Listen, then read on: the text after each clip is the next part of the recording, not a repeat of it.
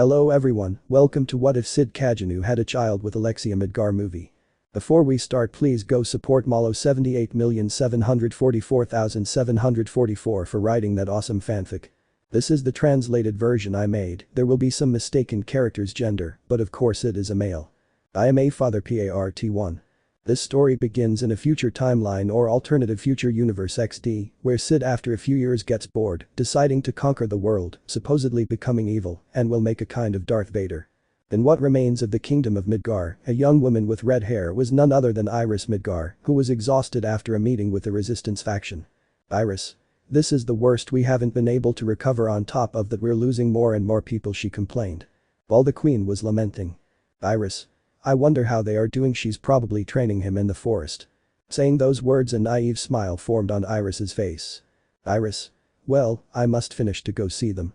The young woman stood up and headed to a warehouse to meet with other people. Meanwhile, somewhere in a forest, a boy with black hair and white streaks and red eyes was running through the trees at full speed. This is bad. If I don't arrive in 5 minutes, mom's going to kill me, he said, scared. As leaves from several trees fell in the boy's path, he managed to reach his cabin. Gosh. Mom hasn't arrived yet, he said with relief. The boy closed the door. Just before throwing himself onto the sofa, he didn't notice a presence waiting for him in the darkness. Lo. The boy was hit on the head by none other than his mother, who was none other than the princess of the now destroyed kingdom of Alexia Midgar.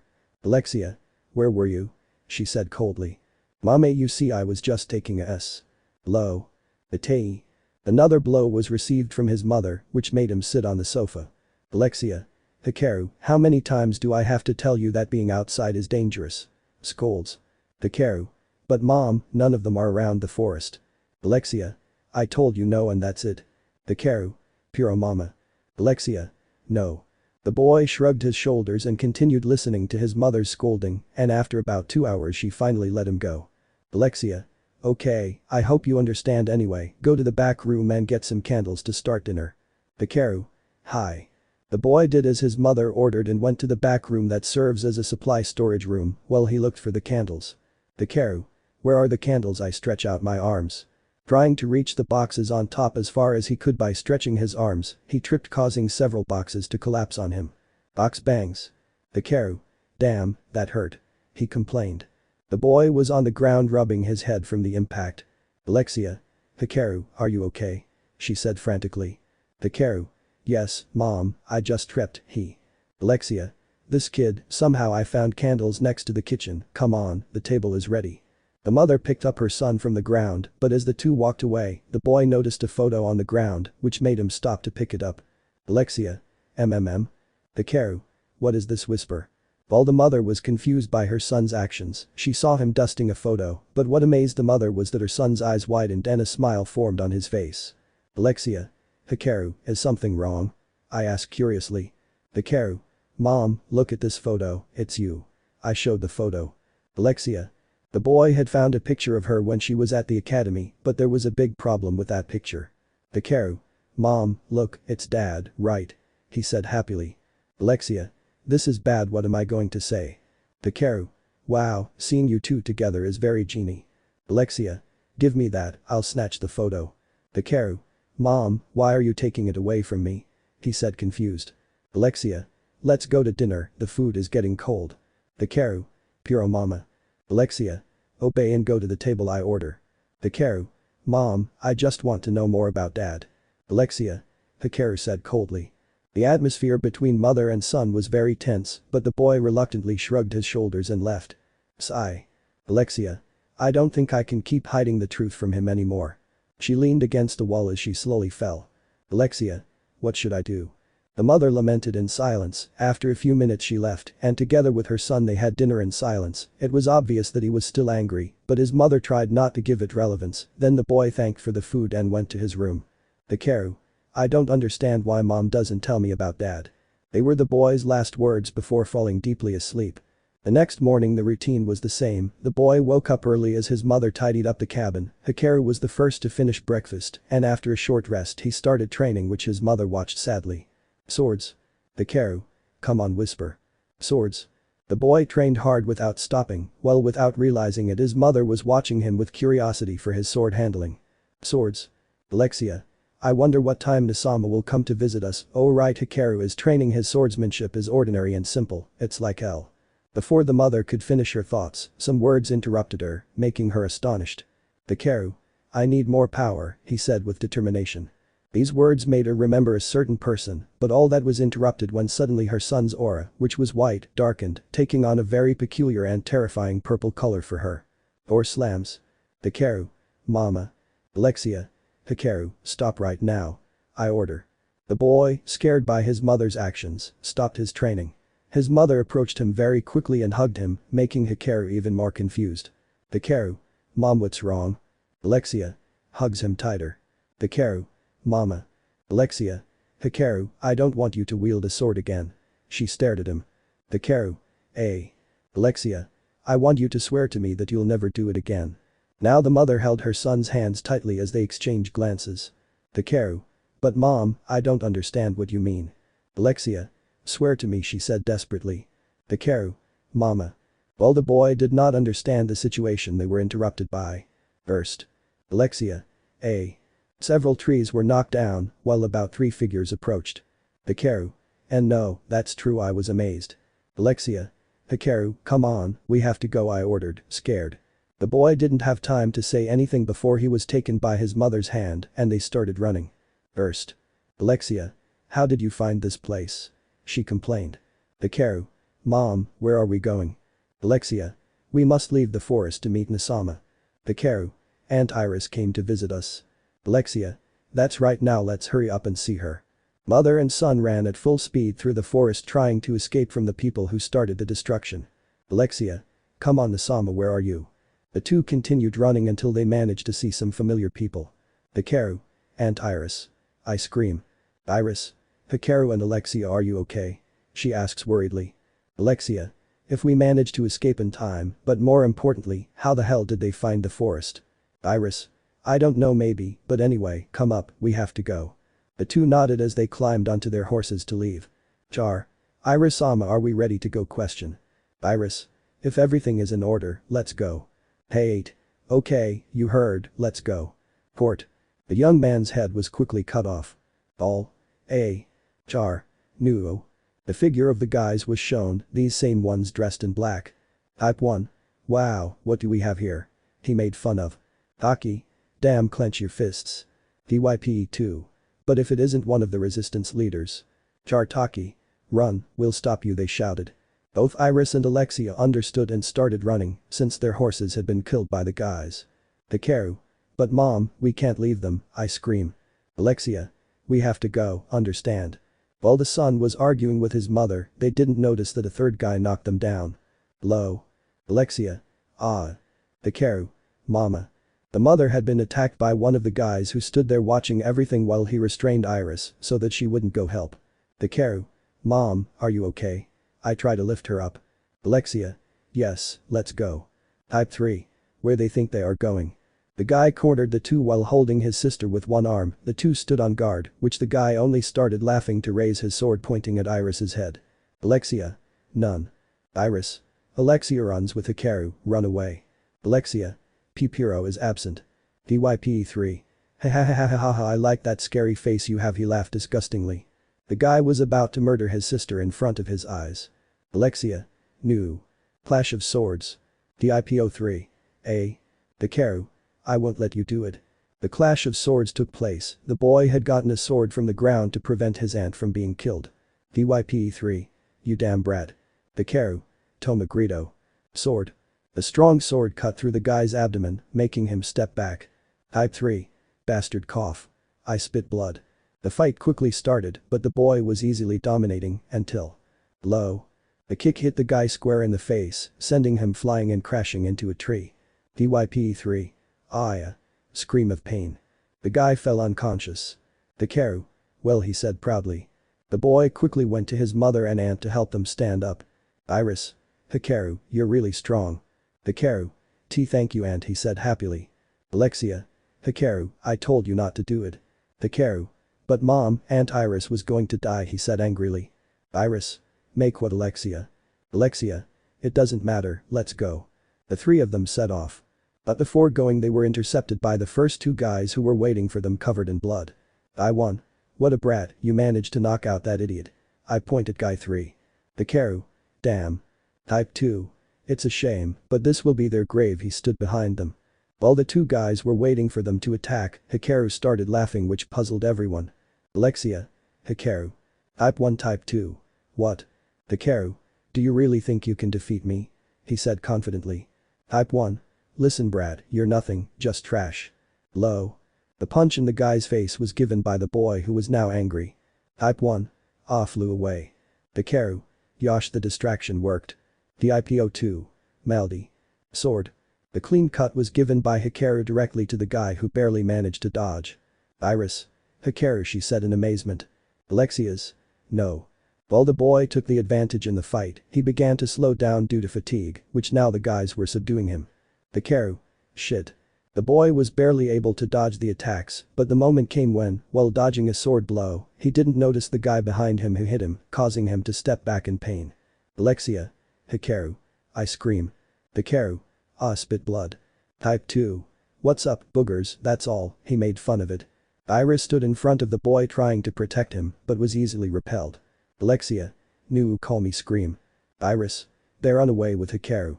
The guys started laughing at her weakness. Alexia, who was powerless, tried to attack, but was counterattacked with a punch that made her fall in pain, and they started hitting them all in front of Hikaru. Hikaru. They taunt. Eyes. Ha ha ha ha ha, they made fun. Alexia. Hikaru huye. Iris. Go away. The boy was angry seeing how his mother tried to protect him as well as his aunt, but they received considerable damage without being able to do anything but watch. Type 1. Weak. Type 2. Coward. Endless insults echoed in the boy, who was on the ground while clenching his fists because he couldn't do anything. It was then that something inside him woke up. Burst. The guys were sent flying by the energy explosion that was generated. Many trees fell. Alexia. Hikaru. Iris. What is this? They tried to stand up while observing the strange energy that emerged. Hikaru. You bastards, he said angrily. Types. Impossible. The guys were scared by the aura that the boy emanated, an aura very similar to that of a person they feared was present. Hikaru. I won't forgive them, he said coldly. Type 1. Wait, scared. Hype2. Damn. The guy threw himself at the boy, which was useless since he broke his arms in an instant while throwing him along with the other. Types. Ahahahaha. Hikaru. Die, spread his aura. Everyone was scared by Hikaru's sudden behavior, but even more so by the aura that began to surround everyone. Alexia. Because she fell to her knees. Iris. It's not true, I was terrified. Types. No, por favor. Fear surrounded everyone as Hikaru's eyes grew redder. Hikaru. I am. Both her mother and aunt were in shock. Hearing those words simply broke them down completely. A feeling of horror was in them. Hikaru. To me. Low. Before he could finish his attack, the boy fell to the ground unconscious. Alexia. Hikaru. Ran to him. Iris. Oh no. The two grabbed the boy and ran away, and the guys took advantage of this to leave, afraid that the boy would wake up and kill them. The sisters managed to reach the shelter and quickly took the boy to the infirmary. His mother never left his side for a second. Alexia. Hikaru, my son, please wake up, she said, crying. Iris. Calm down, Alexia. She's fine. She's just unconscious. She'll wake up in a few hours. She placed her hand on his shoulder. Alexia nodded. Iris told her to go eat something, but she refused, staying by her son's side until he wakes up. 1 week later. On the other side of the world, a massive invasion was taking place in different kingdoms, all while one person watched all the destruction that was being caused. Sigh. All this is boring. While the person was in his thoughts, he was interrupted by 2 of his subordinates. Shadow, we have news. That's right, Shadow-sama has a big announcement to make to you. Shadow. Bring the my order Beta and Alpha. He continued with his back turned, watching the kingdoms being destroyed, until the same guys who had attacked Hikaru showed themselves before Shadow, who immediately knelt down, which he didn't care about in the least. Alpha. Talk, he said coldly. Diapos3. Yes. The 3 guys responded scared. They started to tell everything that happened. Shadow didn't even give importance to what they said. He was even annoyed because everything they said was a waste of time for him. Type 1. But then the one who was his mother tried to protect him. Shadow. Boring hump, wow, it's Delta, she's destroying an entire kingdom by herself. He wasn't paying attention to what they were talking about, as he was distracted by how Delta was destroying the kingdom that was under his feet. Type 3. True, that damn girl tried to escape with that brat, but she doesn't know how much we beat her up, he said proudly. Type 1. If she was the sister of the Queen of Midgar, I think she said her name was Alexia. Low. Eyes. Aya. They screamed in pain. Shadow, who had his back turned, with a single movement of his hand, tied the three guys to the wall. Beta. Shadow-sama, she said in amazement. Eyes. Millimeters, my lord, cough. We didn't do anything wrong, cough. Shadow. You heard her. Types. Why yes sir. He was slowly closing his fist while an external force was strangling them. After a while more of torture, Shadow released them. They fell to the ground trying to breathe as fast as they could. Both Alpha and Beta were bewildered at first, but after they put all the pieces of the story together, they understood his anger. Sigh. Beta. Shadow-sama, according to the numbers report and the research at the Beta labs. Alpha. We found her. Shadow interrupted Beta. He simply nodded silently, while Alpha and Beta waited for some order from Shadow. The guys knelt one last time before leaving, but were stopped by a voice that made them retreat in fear. Shadow. Where do you think you're going, he said coldly. Types. Sir, Shadow-sama stuttered. Shadow. You guys made a huge mistake. Both Alpha and Beta already knew what was going to happen, so they simply stood by and watched what was going to happen next. Types. Sir, Shadow-sama, we didn't do anything wrong, they were terrified. Of Cid. Every step I take they interpret as another step toward something unknown, their faces say it all, they are afraid of what is going to happen. But no one but themselves knows what awaits them. I was only a few inches away from them, they were really terrified. How many times did they hit her, I told them coldly. Types. Sir, Shadow-sama. Respond, I interrupted you. Eyes. We don't know, but there were many, they responded scared. I looked at them with contempt. As I headed for the exit, I stopped one last time. Apparently the guy's outburst of frustration, believing they were safe, was interrupted by my action. Nobody touches my Alexia, I said coldly. Slime cuts. They didn't have time to scream as the cuts shattered into thousands of pieces, all their disgusting parts collapsed to the floor while a shower of blood fell into the room. I continued on my way out of the room. Alpha, Beta clean the room, tidy up before leaving the room completely.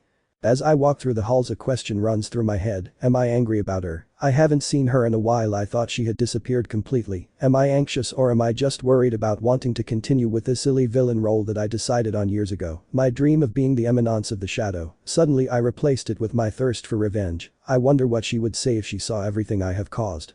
He would surely scold me for a whole day. A small laugh came out of me at the memory.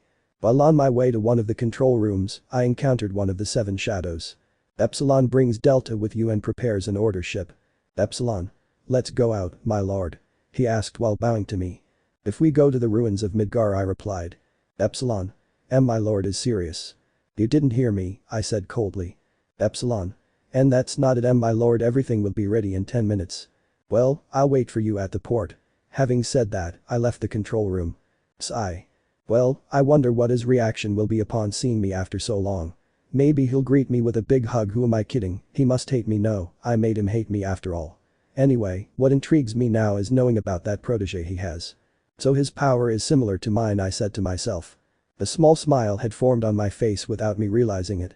After years I'll finally have a real challenge. I'm really looking forward to destroying that boy with my own hands. The minutes passed, Delta went to see Shadow as usual and launched herself towards him, while Epsilon prepared everything to leave. Shadow lay down in one of the ship's bedrooms to rest, Epsilon started everything up, and they took off towards the other side of the world.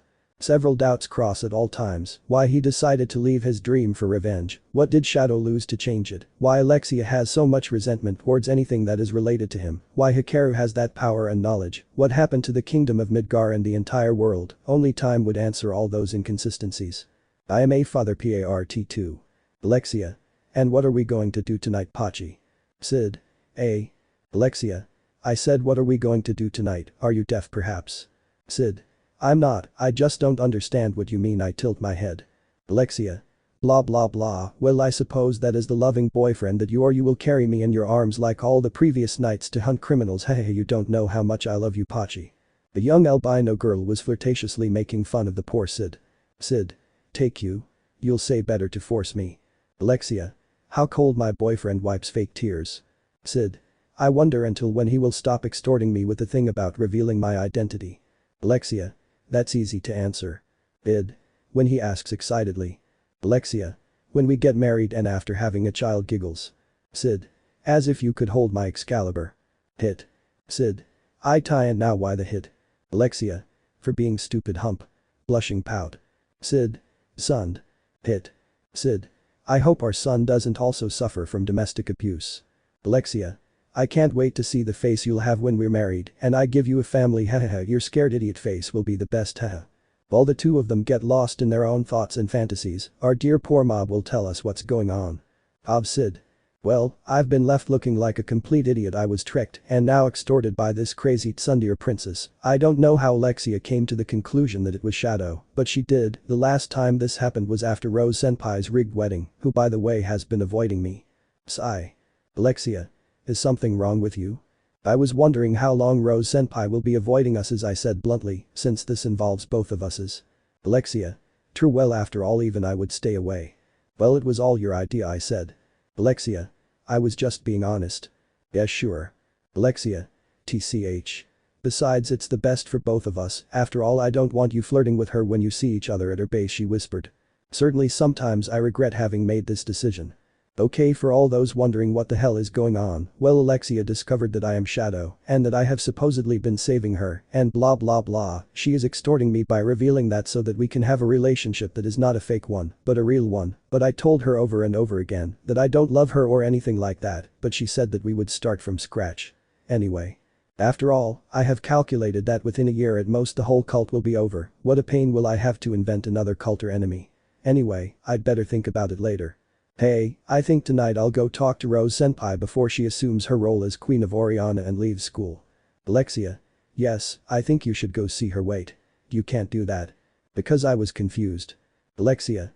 Because you can fool me, she said in a low voice. I won't do it. Alexia. Since I'm so sure of that. I simply accepted that we're a couple. After all, I want to learn more about relationships and that kind of thing. Alexia. So I'm the only one who can help you describe that. That's right, actually. No, I could have been with one of the 7 shadows, Rose, Sherry, Yukam, well, maybe not her. There's also Beatrix, Mary, or even Neeson, but the fact that you knew the truth made the option closer to you. Alexia. Haha, thanks Cid, after all, I'm the most suitable to be with you, she said proudly. Oh, okay. Time skip. It was night. I'm currently at the base waiting for number 666 or more precisely Rose Senpai. I hope she takes it well. Sigh.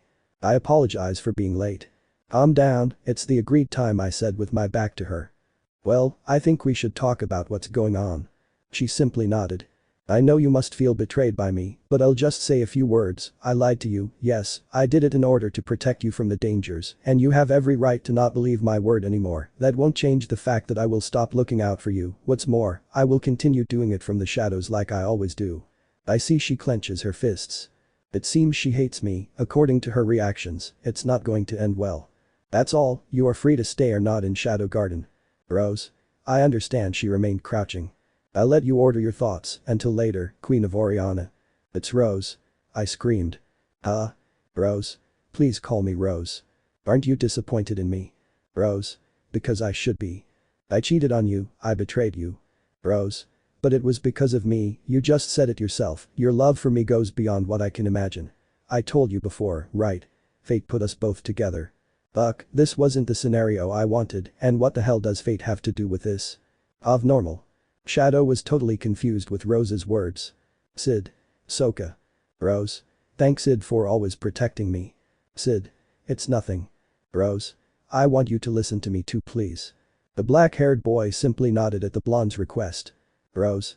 I love you, Cid, you're the only man I'll give my life to, and that's not going to change, she said with determination. Cid. What the buck? If he knows I'm with Alexia, right? The young blonde took courage, held Cid's right hand and brought it to her chest. The boy felt the beating of his heart that was so relaxing. Rose. That's why I want you to let me be by your side as your second girlfriend, please. Cid. Cid. Rose Senpai really took it in a way I didn't expect anyway. I have to talk to Alexia tomorrow. I hope she doesn't kill me. Yawn.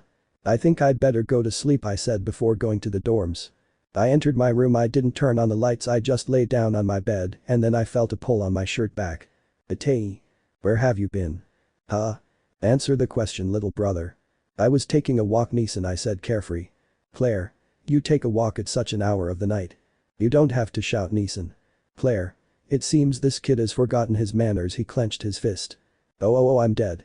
And he made way for one of the usual beatings that I received from my sister. Claire. Listen Cid, you should get serious about your training.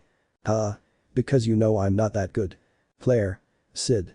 Listen, when I graduate I'll join the Order of Knights, but don't worry, I'm going to take you with me. Oh thanks Neeson. Claire, gosh, I couldn't imagine what would become of you if I wasn't with you Cid. Well, I would live a normal, happy life. Blows. Claire. You better not say that again. I said before falling unconscious. Wow, my sister's blows are really brittle. It's true, she still doesn't know about my current situation. Shit, she's going to kill me when she finds out. Boss. Boss wake up, we've already arrived at the ruins of Midgar Nanadesu. Soka okay Delta, tell Epsilon what's getting ready. Delta. As ordered Nanadesu. So we've arrived, I've fallen asleep. I went out and quickly got ready. We got off the ship along with Epsilon and Delta, who was circling towards its tail. Yes, it reminds me of the golden I once had as a Minoru. Sigh. Epsilon. Is something bothering him my lord? It's nothing, anyway Delta I want you on the surface, start inspecting the surroundings. Delta. Hi Nanadesu here and away. And your Epsilon searches the mines for the resistance nearby. Epsilon. Yes my lord. Ian bowed before acting. So I have seen memories of the past again, live them, but not change. Well I think I should get to work too. I jumped so high through the skies of the ruins of Midgar. Well I think I'll start here. Normal. Meanwhile at the resistance shelter, it was already night and Hikaru was arguing with Queen Iris. Hikaru. And please let me join the troops, I promise I won't cause you problems. Iris. I already told you no, besides if Alexia finds out you will surely kill us both. Hikaru. But Aunt I want to stop those from Shadow Garden. Iris. Understand it's dangerous. Hikaru. But you yourself saw my power, I will be of great help. Iris. Hikaru look away. While Iris was looking for another method to prevent her nephew from fighting against those from Shadow Garden. Alexia. Hikaru. Hikaru. Mother. Alexia. You know how dangerous it is, this is all crazy, I won't allow it. The boy's mother had heard everything while she tried to persuade him of that idea. Hikaru. I'm not going to stand idly by watching those guys kill innocent people. Alexia. I told you no and pun. Hikaru. Mother you know that I respect and love you too much, but even if you don't allow it, then I will fight against AI alone, so I will do what I wished. The words of the young man were very determined, the mother simply remained silent. Her words were similar to his. Sigh. Alexia. Well if that's what you want then do it. Hikaru. Totally confused. Iris. Alexia are you sure? Alexia. Yes, after all Hikaru's power I think what could rival his, maybe you could make him see reason. In Alexia's last word she clenched her fists. Iris knew who she was referring to, but her son wasn't all confusing, from his mother's approval to who he should make see reason he didn't understand anything. Iris. Well let's go to the others so they can give you clothes, the clothes you're wearing are very dirty she pointed. Hikaru. Hi he said enthusiastically and mother thank you for understanding me. Alexia. Yes son for a reason I am your mother remember that I will always be there for you, she made a sad smile. Both mother and son hugged each other, Hikaru wanted to ask about him but decided not to, he felt that it was not the right time yet. The boy went with his aunt leaving his mother in the living room. Sigh. Alexia. This kid is a pain in the ass. The young mother was a little worried about the decision. Alexia made. I should have beaten him up for being an idiot, although she would have done whatever she wanted anyway, he's so identical to him. While Alexia was debating with herself, outside next to her window was the silhouette of a light blue-haired elf who had heard absolutely everything. Epsilon. Well I have everything my lord ordered me. The elf stealthily left the shelter, then already sitting in a tree began to process all the information. Epsilon. This is very unpleasant, first that stupid Princess Alexia is alive tch. I thought Zeta had taken care of her years ago Ash. The elf was burning with anger, well the poor tree suffered the consequences. Hit. Epsilon. This is annoying. He continued hitting the tree. After so many blows the tree had been knocked down. Epsilon. Well I must go report everything to my lord. Before the elf leaves she stopped in her tracks because of a thought that came to her. Epsilon. It's true I can't tell her anything, if I do my lord will go look for her immediately, and above all there's that brat who seems to have a power similar to my lord's nonsense, no one can be at my lord's level, besides I already have a magnificent plan phew she started to laugh very scary. The elf began to sneak inside the shelter again to put her plan into action.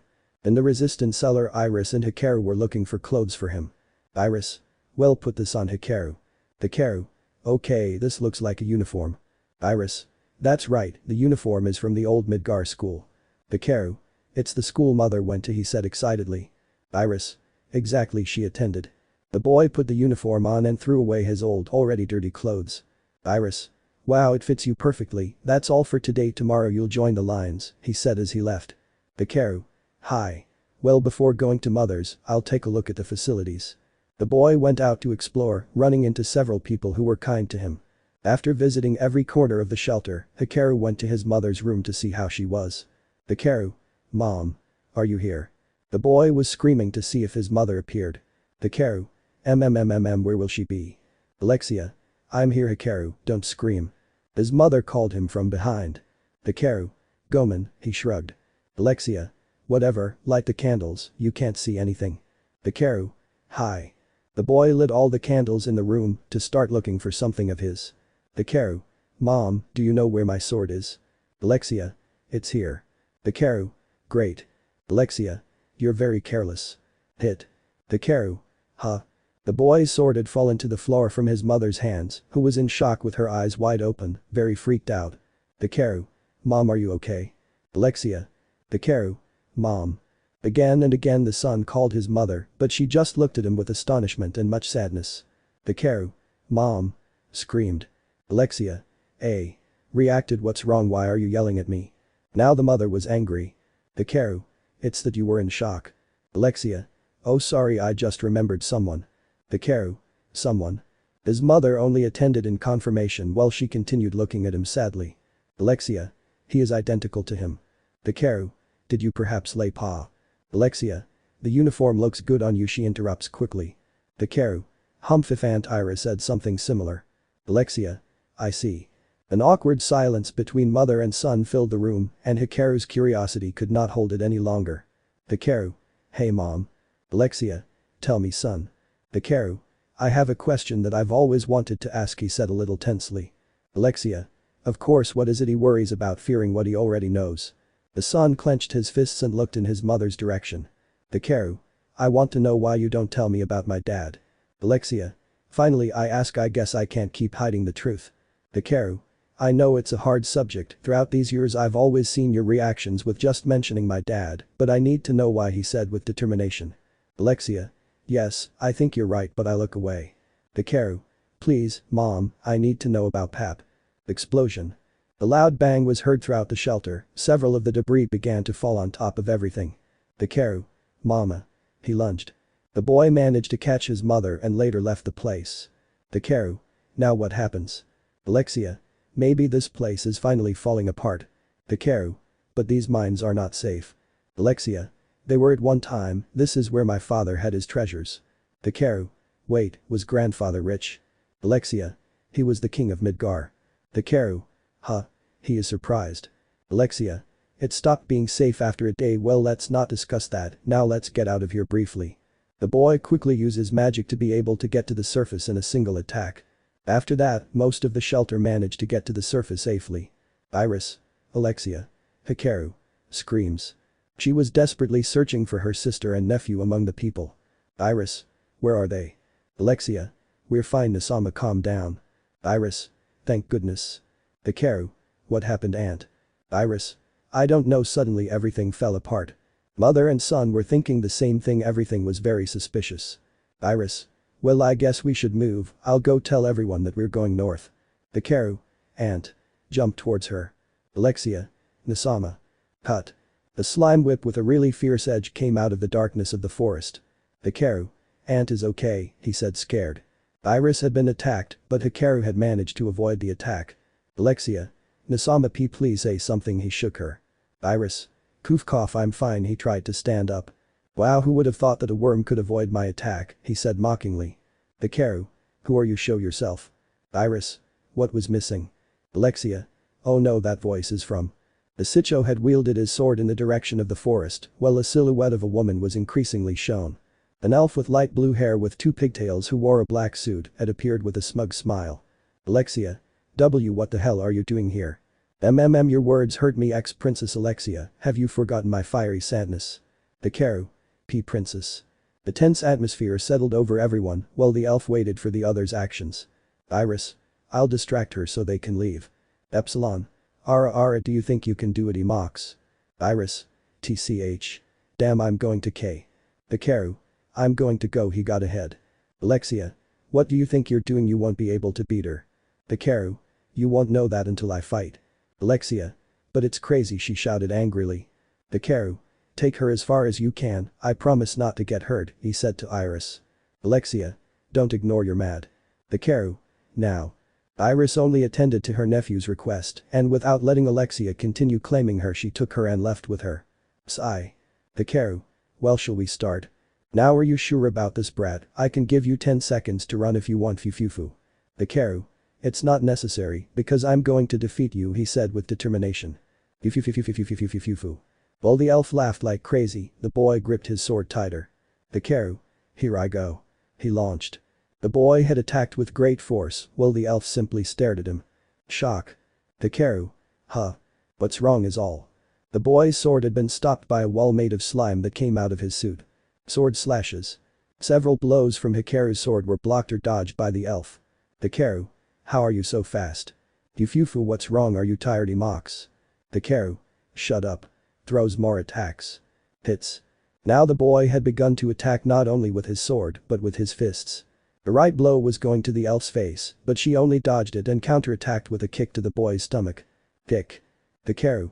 Ah. The boy moved away from the direct kick and covered himself. Oh, excuse me, brat, it was not my intention, Fufufu.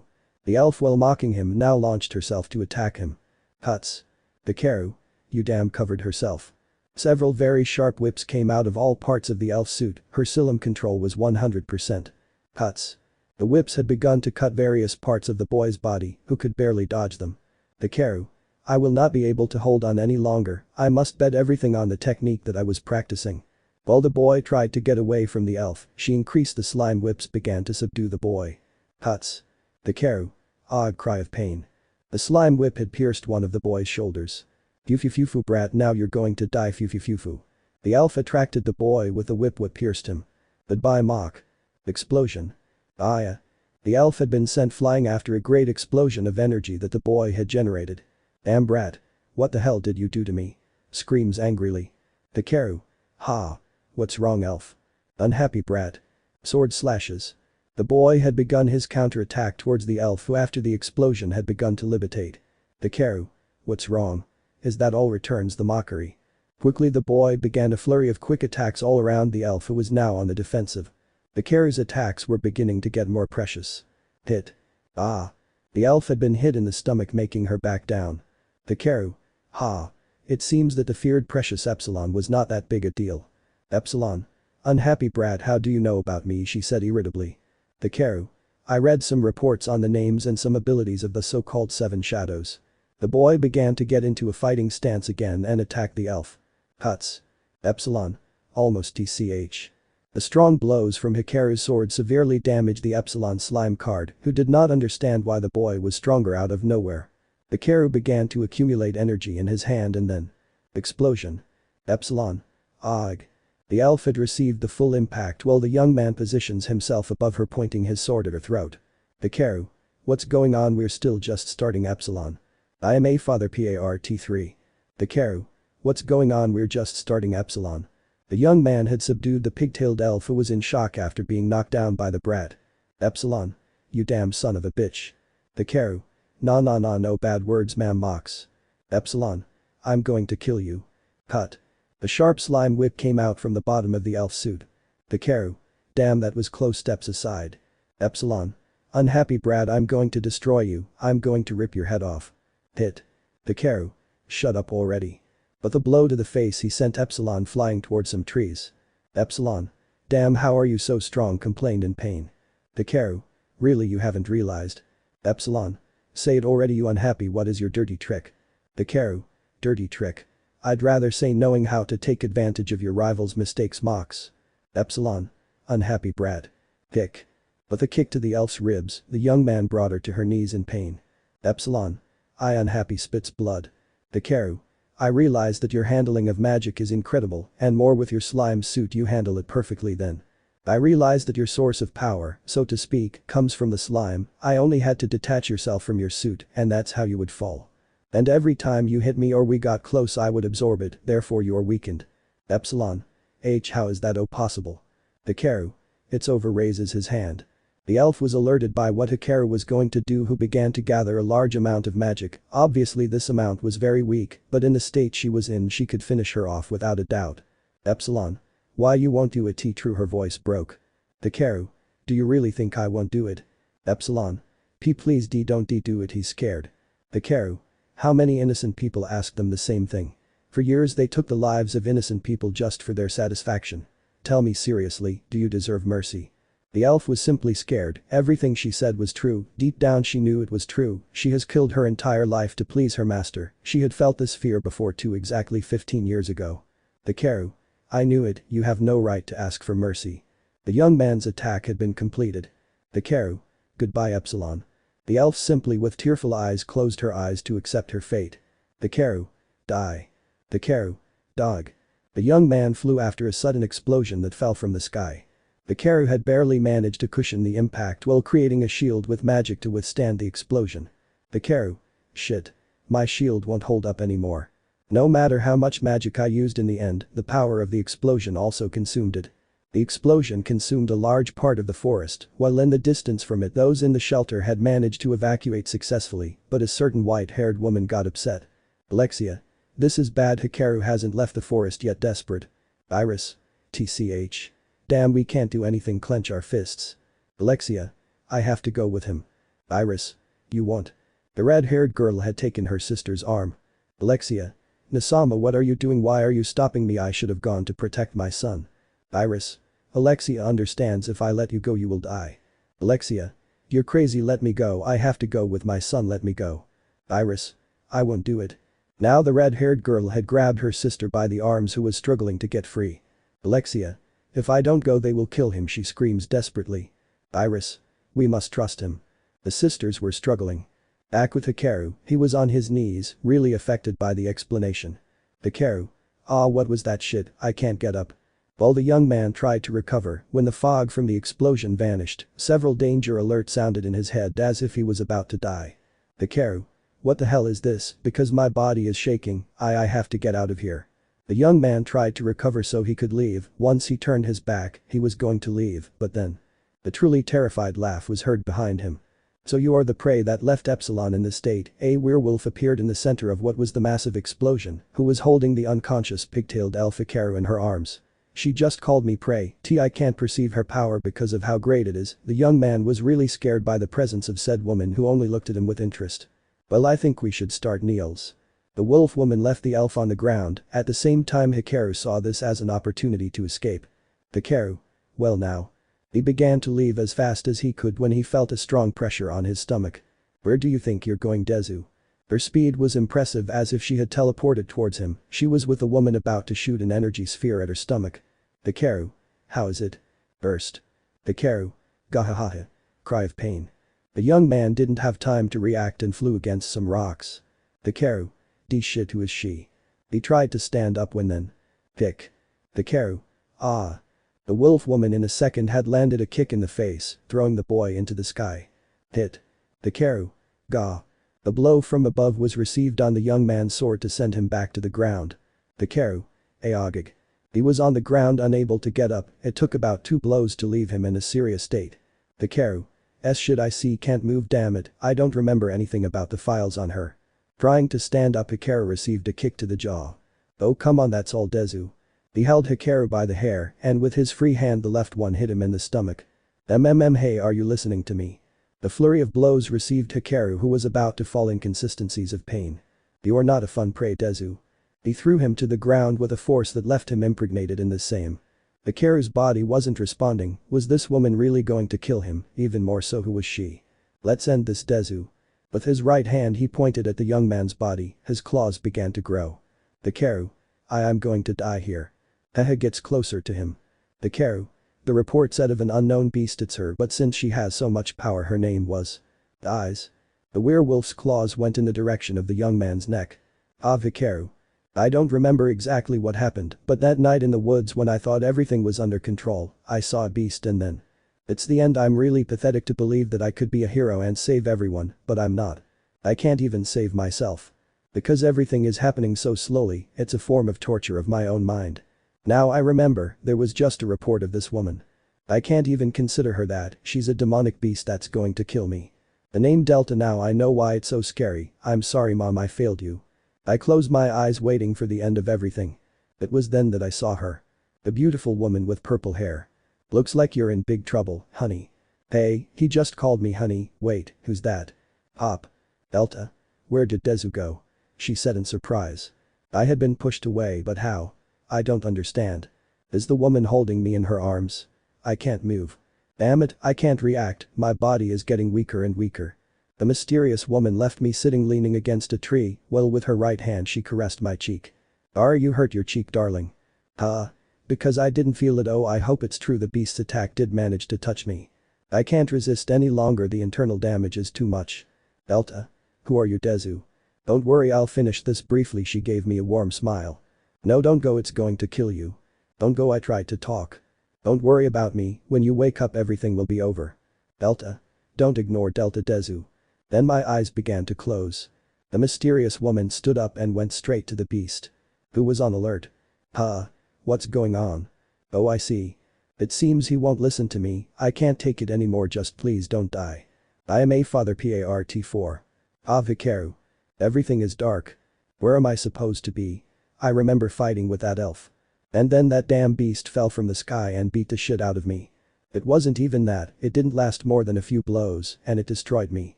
I don't understand how he was so strong, it's impossible. It's true that he's from another race, but even so, I don't think he can reach that power. Damn. Buck that right now I don't know where I am. I'm in a bucking void, that's what this is supposed to be, did I really die? You shouldn't even have been born. Hey. What was that voice, where it came from? Here's el problema de todo esto. Who are you? Your existence alone diverted all history and created all this destruction. What the hell are you talking about? Show yourself. Kill yourself, Hikaru, it's the best thing for everyone. But what is all this, because my whole body is breaking down. What's happening to me? When I opened my eyes I saw a grey ceiling. What happened? What was that voice? Where am I? I must move anyway. Darling, did you sleep well? I heard a voice on my right side. I instantly turned my head, but I never imagined that Are you okay? I slept with a beautiful woman with huge breasts. It seems you are surprised. Who is she? Did I become a man yesterday? Who are you? Damn, I can't stop stuttering. Don't you remember everything we did last night? Curls up in my chest. Oh my god, I see, reached the holy grail.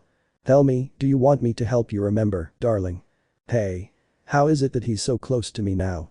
His face is inches away from mine. Don't worry, I'll help you. Don't say it in such a sensual way. His hands are on my cheeks. It's getting closer and closer. She's lying on top of me. Our lips are going to meet. When I had closed my eyes in shame, what are you feeling? A sweet sensation I could experience on my lips. Slowly opening my eyes, I realized that the beautiful woman. He's kissing me. What? This feeling, it's really warm. I want to be like this with her. For all my life. I closed my eyes and reciprocated the kiss. I put my hands on her waist, it seemed that time was going slowly. It was just her and me. Nothing else. Oh, I thought so. Or slams XD. Alexia. Hikaru, my son, you're already awake. Instantly recognizing the voice, I stepped away from the beautiful woman. Hey mom? Sit on me. Alexia. What do you think you're doing to my son? He lunged at me. It's not what you think, mom. You're so mean, darling, after everything you did to me last night, I thought I was special to you, pretend to be sad. Alexia. You damn don't even think I'm going to give you my son. Mom, please don't yell. Low. And a strong right hook from my own mother sent me back to sleep. Normal. Hikaru. Let me see if I understand. You're a spy who's been in Shadow Garden for the past 7 years, and on top of that, you're the queen of a nation that's been hidden for thousands of years. And what is Shadow Garden supposed to be? And who the hell is this Shadow? I point to the wine-haired woman who was just sitting on a corner of the bed. Everything is correct, to tell the truth the nation that I lead before my birth was extremely poor in technology, but I made them advance thousands of years in it, and Shadow Garden are the ones who are conquering the world, along with their leader Shadow. I have not seen him, but they say he is a kind of monster of pure darkness, who is looking for the elixir of ether. Hikaru. And not human. Perhaps a demon. It's unknown, no matter how much I try to investigate, his history is non-existent, he shrugs. Hikaru. AI, it's all a word search that I don't understand. By the way, what did you say your name was? Just call me Kafka. Hikaru. Soka. An awkward silence surrounded the room, the young man avoiding the piercing gaze of the beautiful woman looked down. Hikaru. About be before. Kafka. The kiss. Alexia. Cough cough. Interrupts them. Hikaru. Da. Mom, what are you doing here? Alexia. You just noticed my presence. What a bad son you are. Hikaru. And it's not that. Alexia. Listen Hikaru, what you did yesterday was stupid. The guy just lowered his head since he knew it was true. Alexia. I think letting you join this absurd resistance was a mistake. Hikaru. Puro yo. Alexia. No buts, we're leaving tomorrow. Hikaru. But mom, I have to fight with Aunt Irie. Alexia. No. Frustration filled the boy who could not contradict his mother, while thinking of a way to prevent them from going to who knows where, the wine-colored haired woman finally intervened. Kafka. Oh come on, don't be so hard on him. Alexia. Shut up, I challenge her. Kafka. This is how you thank me for saving your son's life. Alexia. TCH. Hikaru. How did we get out of the forest alive? Kafka. I didn't tell you, hahaha, sorry I forgot. Both Hikaru and Alexia remained silent to listen to the explanation. Kafka. Well, you see I had just been discovered by those from Shadow Garden, so I escaped. When I arrived at the shelter, I saw everyone evacuating. Honestly, I was going to go with them since I should inform Iris of everything, but then I felt your presence. Flashback. At an incredible speed, moving through the trees, the woman with wine-colored hair found herself entering the forest. Kafka. How strange, this power, who is it? After a few minutes she arrived at her destination. Kafka. Huh. A child, is he perhaps the source of this strange energy? He saw Hikaru. She started watching the whole fight with Epsilon while hiding her presence with one of her devices. The woman analyzed how the pigtailed elf was beating the boy. Until I noticed something strange. Kafka. This is really the boy who had that power I felt. Is he absorbing? Burst. From here everything went according to Hikaru's plan and he subdued Epsilon. Kafka. So if it was him, interesting, he rubs his chin. While the woman was ready to go with the boy, she felt the same massive danger alert in her internal senses. Kafka. This power. Don't tell me she's. Burst. With great difficulty the woman managed to activate one of her devices and be able to protect you from the explosion, something that, as we know, Hikaru couldn't do. Kafka. Shit, that almost killed me. I tried to stand up. Before entering the field of vision of the battlefield again, a heart-rending scream was heard. Hikaru. Die. Kafka. But what? She looked surprised. She saw how a while ago the creature that had shown itself superior to one of the 7 shadows was now embedded in the ground, about to be killed by another shadow. Kafka. It's her. The one who chased me during my escape. Oh, she's going to kill him since. Sigh. As he extended his arms forward, threads emerged from the tips of his fingers.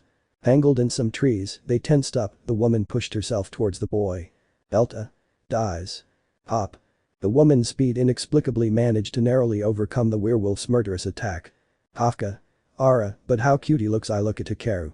After everything happened as Hikaru saw it, until he became unconscious. Kafka. Look, puppy, I don't have time for this, so let's finish already, he mocked. Delta isn't a puppy, Dezu. She screams angrily. Kafka. Yes, whatever you say. Delta. You're making Delta angry. Get your claws out. Kafka. I didn't mean to make you angry, puppy. Come on, make fun of me again. Delta is going to kill you, Dezu grows. The werewolf had rushed towards Kafka, who just waited for her without further ado. At the moment when Delta's sharp claws were going to pierce Kafka, Delta's claws passed over her and hit the ground. Pop. Delta. What? Kafka. Haha, what's up, puppy? Unexpectedly Kafka was behind her. Delta. Hey. He turned around. Courteous. An attack of several precise cuts by a sword went straight to Delta. Delta. Dag. At the last moment she managed to dodge the attacks and move a few meters back. Delta. You damn bitch. You almost hurt Delta, Dezu. I shouted angrily. Kafka. Oh come on, stop complaining, we don't have all the time in the world, challenge. Delta. Gar. Delta is going to kill you. Both Kafka and Delta got into a fighting stance, waiting to see who would strike first. Kafka. What are you waiting for? Delta. Gwart. Delta launched itself with brutal force to massacre Kafka. Then flashback. Kafka. So I distracted her with smoke and escaped with you. Goes to bed. Hikaru. How? You managed to fool that beast. in shock. Kafka. Aha, he leans on Hikaru's shoulders. Alexia. I'm surprised you managed to escape from Delta. She was always a fool, so it was possible that you tricked her into escaping, she said to herself. Hikaru. Huh. Mom, how do you know her? Alexia. Damn, I neglected myself. Hikaru. Mom. Alexia. It's not that I know her, but. The mother looked away while her son was confused by her statements. Hikaru. Mom, are you hiding from me? Alexia. I read it in one of the reports. Hikaru. Really? Alexia. Su. Kafka. Ara, it seems you have some family matters to attend to, so I'll leave. Hikaru. Wait, where are you going? Kafka. I have to go talk to your aunt, darling. Alexia. Honey. She said angrily. Hikaru. I see. Kafka got out of bed and started walking towards the exit. The atmosphere for Hikaru with Kafka was comforting, but for his mother Alexia it was the opposite. She felt uncomfortable and wanted to hit her son for everything he was saying. Hikaru. I'll see you again. Kafka. You'll always see it straight away. Before Kafka left back in Hikaru's direction too. Kafka. Chula mando un bizo. Hikaru. 0. Alexia. I've had enough. I'm going to kill. Slams closed door XD. Alexia's blood boiled with rage when the door was closed in her face. Alexia. That damn woman. Clench your fists. Hikaru. Mom, come on, calm down. The blow with murderous intentions was heading in Hikaru's direction, who barely managed to dodge it. Hikaru. Mom. Alexia. I don't want your imbecile son, I don't want you near that woman anymore, she ordered. Hikaru. But mom, I don't think he's a bad pers. Alexia. No, period. I know that woman likes to play with men and you're still an inexperienced brat. The mother started lecturing her son about all the stupid things he's been doing. Meanwhile, in the same building where they were, Kafka, the reason for Alexia's anger towards her son Hikaru, was walking towards Iris. Kafka. What a way to start the day. Sigh. Kafka. Where did Iris get into all this? He put his finger on his cheek. She started walking through the halls of the building until she could see if she could find Iris. Until after several minutes he finally appeared, who was with one of the doctors of the place who, upon seeing Kafka, tensed up. Iris. Yes, thank you very much for helping my nephew. Doctor. Why, you're welcome. Kafka. So here you were. Iris. Millimeters. Doctors. Your Majesty Bo. Kafka. Well, now that I found you, let's go, I have things to tell you.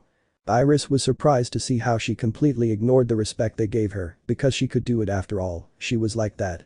Iris. Sure, let's go. Kafka just gave a smug smile and left with her eyes to a more private place. Once alone she speaks first. Kafka. To start with, I think Shadow has achieved one of the complete sets he needed to get his machine up and running. Iris. What, he was already able to get the ether. Wait, what other component was he missing? Kafka. Ara. Don't look so pale, he doesn't have the ether yet. Sigh. Iris. So what other component are you talking about? Confused question. Kafka. To tell the truth, I don't know what it is, but my teacher said it was the only thing missing to finally be able to go on the ether march. Look out the window. Iris. Your teacher? Kafka. Well, she was my teacher, I'm sure she feels betrayed. The conversation continued with Kafka reporting everything he managed to discover in his 7 years within Shadow Garden. But what Iris didn't know is that she didn't tell him the whole truth. Anyway, the hours passed talking until the sun began to set. Iris. PFFF, but how tired he feels. Kafka. Don't even mention it, it's getting harder every day to keep this kingdom hidden. Iris. Do you really think your army can counter shadows? Question with hesitation. Kafka. Do you doubt my people? Iris. Not only that, I'm a little worried that we're about to have a single attack. Kafka. Trust me, we have the trump card. Iris. You still haven't told me that trump card, bow your head. Kafka. I can't do it, it's part of my surprise attack to finish off that shadow. Stands up. The woman got up from the chair and went towards a window, while Iris looked at her intrigued. Really, the person Kafka was a mystery to her. Kafka had opened the main window of the room they were in and sat on the edge. Iris. Well, tell me why you can't tell me. Kafka. If I did, it wouldn't be a surprise attack. He winks at her. Iris. What a complicated woman. Iridide gave up trying to get Kafka to tell her his plans, since after the time they had spent together, she knew it was a waste. Kafka. Hahaha, whatever, I have to go. Gets up. She stands at the edge of the window and before leaving. Kafka. Listen, the shield of my kingdom will not last any longer, this may be your last chance to save the world. Iris. Archance. Don't you want it too? Hafka.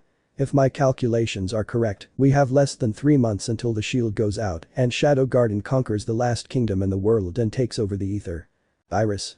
3 months. Hafka. I must go see someone who opens his arms. Iris. Wait. Try to reach her. Hafka. Bye falls backward. No matter how hard I tried to reach Kafka, it was useless. By the time Iris looked out the window, Kafka was nowhere to be seen.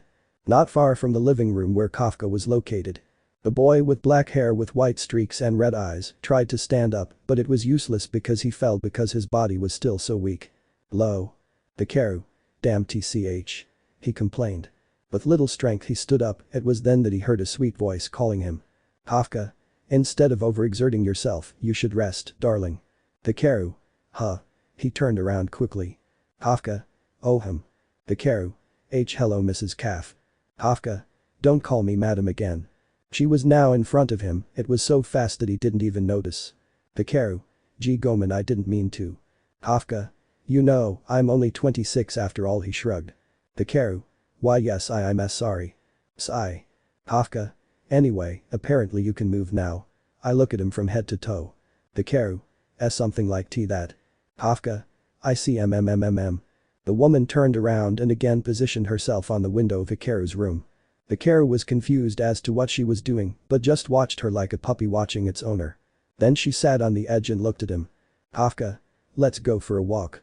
Hikaru. Huh. But didn't you say that I should rest? Hafka. Oh, I see, so you don't even have time for me. Hikaru. I didn't say that. I'll go with you. Hafka. Excellent evil laughter. Hikaru. Suddenly, without any warning, Hikaru was taken by the arm by Kafka, who together with her, threw them out of the room together to fall into the void through the window. The addition was really huge, the poor guy didn't know how many floors there were, but every time he felt like he was going to go to the afterlife. Hikaru. I'm going to die. Hafka. You won't. She hugged him when he just closed his eyes expecting the worst, it was then that he felt as if he had reached the end, but it was not that. Hikaru slowly opened his eyes to realize he was floating. Hikaru.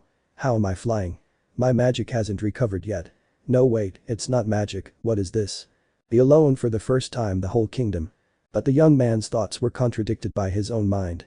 Was this a kingdom? It seemed more like some kind of futuristic community he'd never imagined seeing in his life. Hikaru. Why you? Hafka. It's beautiful, isn't it? Hikaru. Yes, it is. Meanwhile in a realm of darkness, Delta on her knees was reporting everything that happened to an unknown presence. Delta. And then the woman appeared out of nowhere and with some things that threw small balls of energy, attack Delta. Dezu, move your hands. Go on. Delta. But Delta managed to destroy one of those things, Dezu, but that woman made a red sword appear and took out another thing from the energy balls, Dezu. Even so, Delta managed to knock it down. Dezu smiles. So how did he escape? Delta. Sorry boss B, but Delta didn't see that attack. What did he do, Dezu? Withdraw. Delta. Hi. He runs away.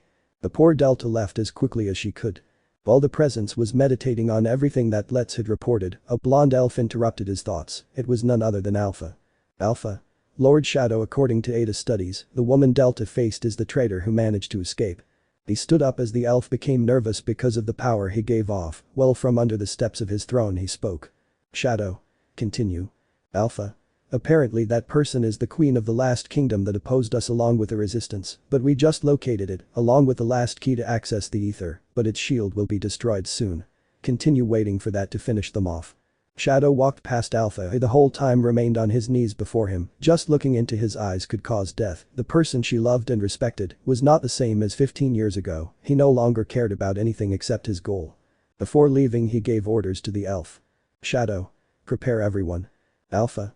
How to order Lord Shadow. I am a father part 5. Of Shadow. I was sitting on my throne, in the middle of the night everything is dark and quiet, everything is filled with darkness. After all this is a perfect panel for a shadow eminence, right? It's what I would say years ago, my dream of being the protector who operates in the shadows, I never thought it would cost so much. It was all a game to me, I always thought it would be like this for the rest of eternity. What would lead to several perfect scenarios for a masked hero. How wrong I was. I've killed too many innocent people. Conquer most of this world. Kill the primordial gods. What does the regime of destiny have? I have been subjected to beasts from different universes. I crushed with my own hands the 12 hearts of the demon king of this world. I massacred my allies, friends, even my own family. All to finally complete my goal. There's so little left. To have them with me again. It's true. It was a night like this that I lost everything. 15 years ago. We're close, Akane, I said, returning to see her. Akane.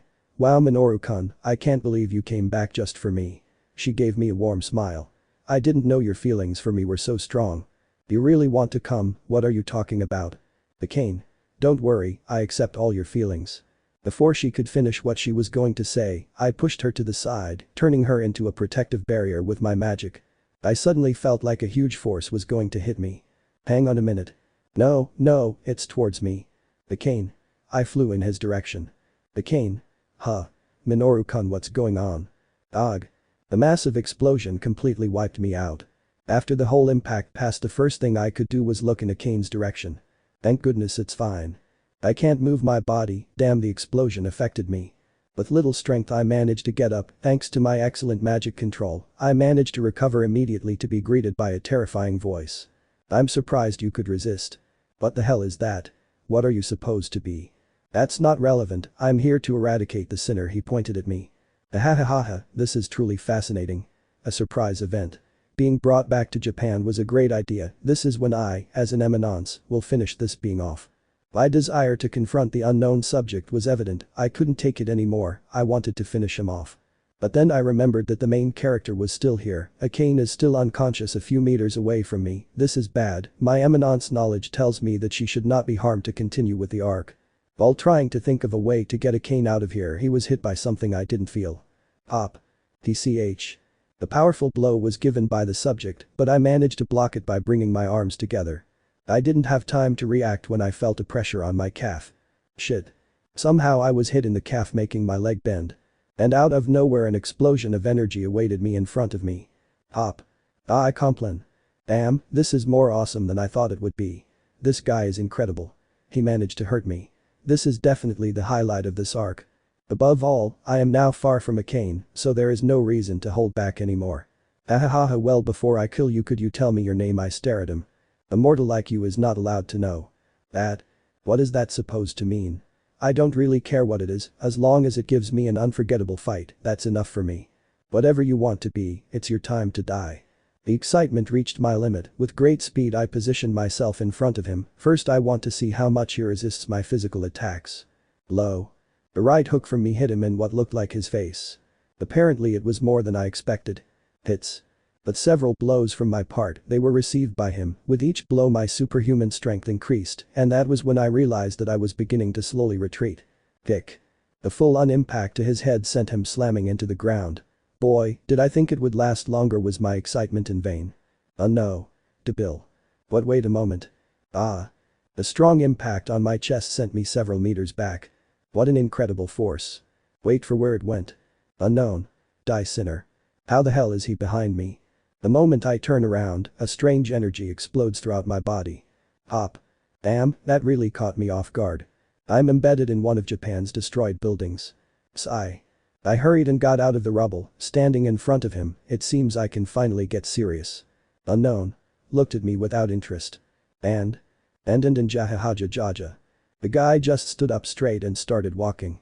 At the same time I take off all that weight of retention and project my sword. Along with my great power the whole place turns dark. A clash of power between him and me emanated everywhere. However, it is time. Unknown. Punished. The games are over.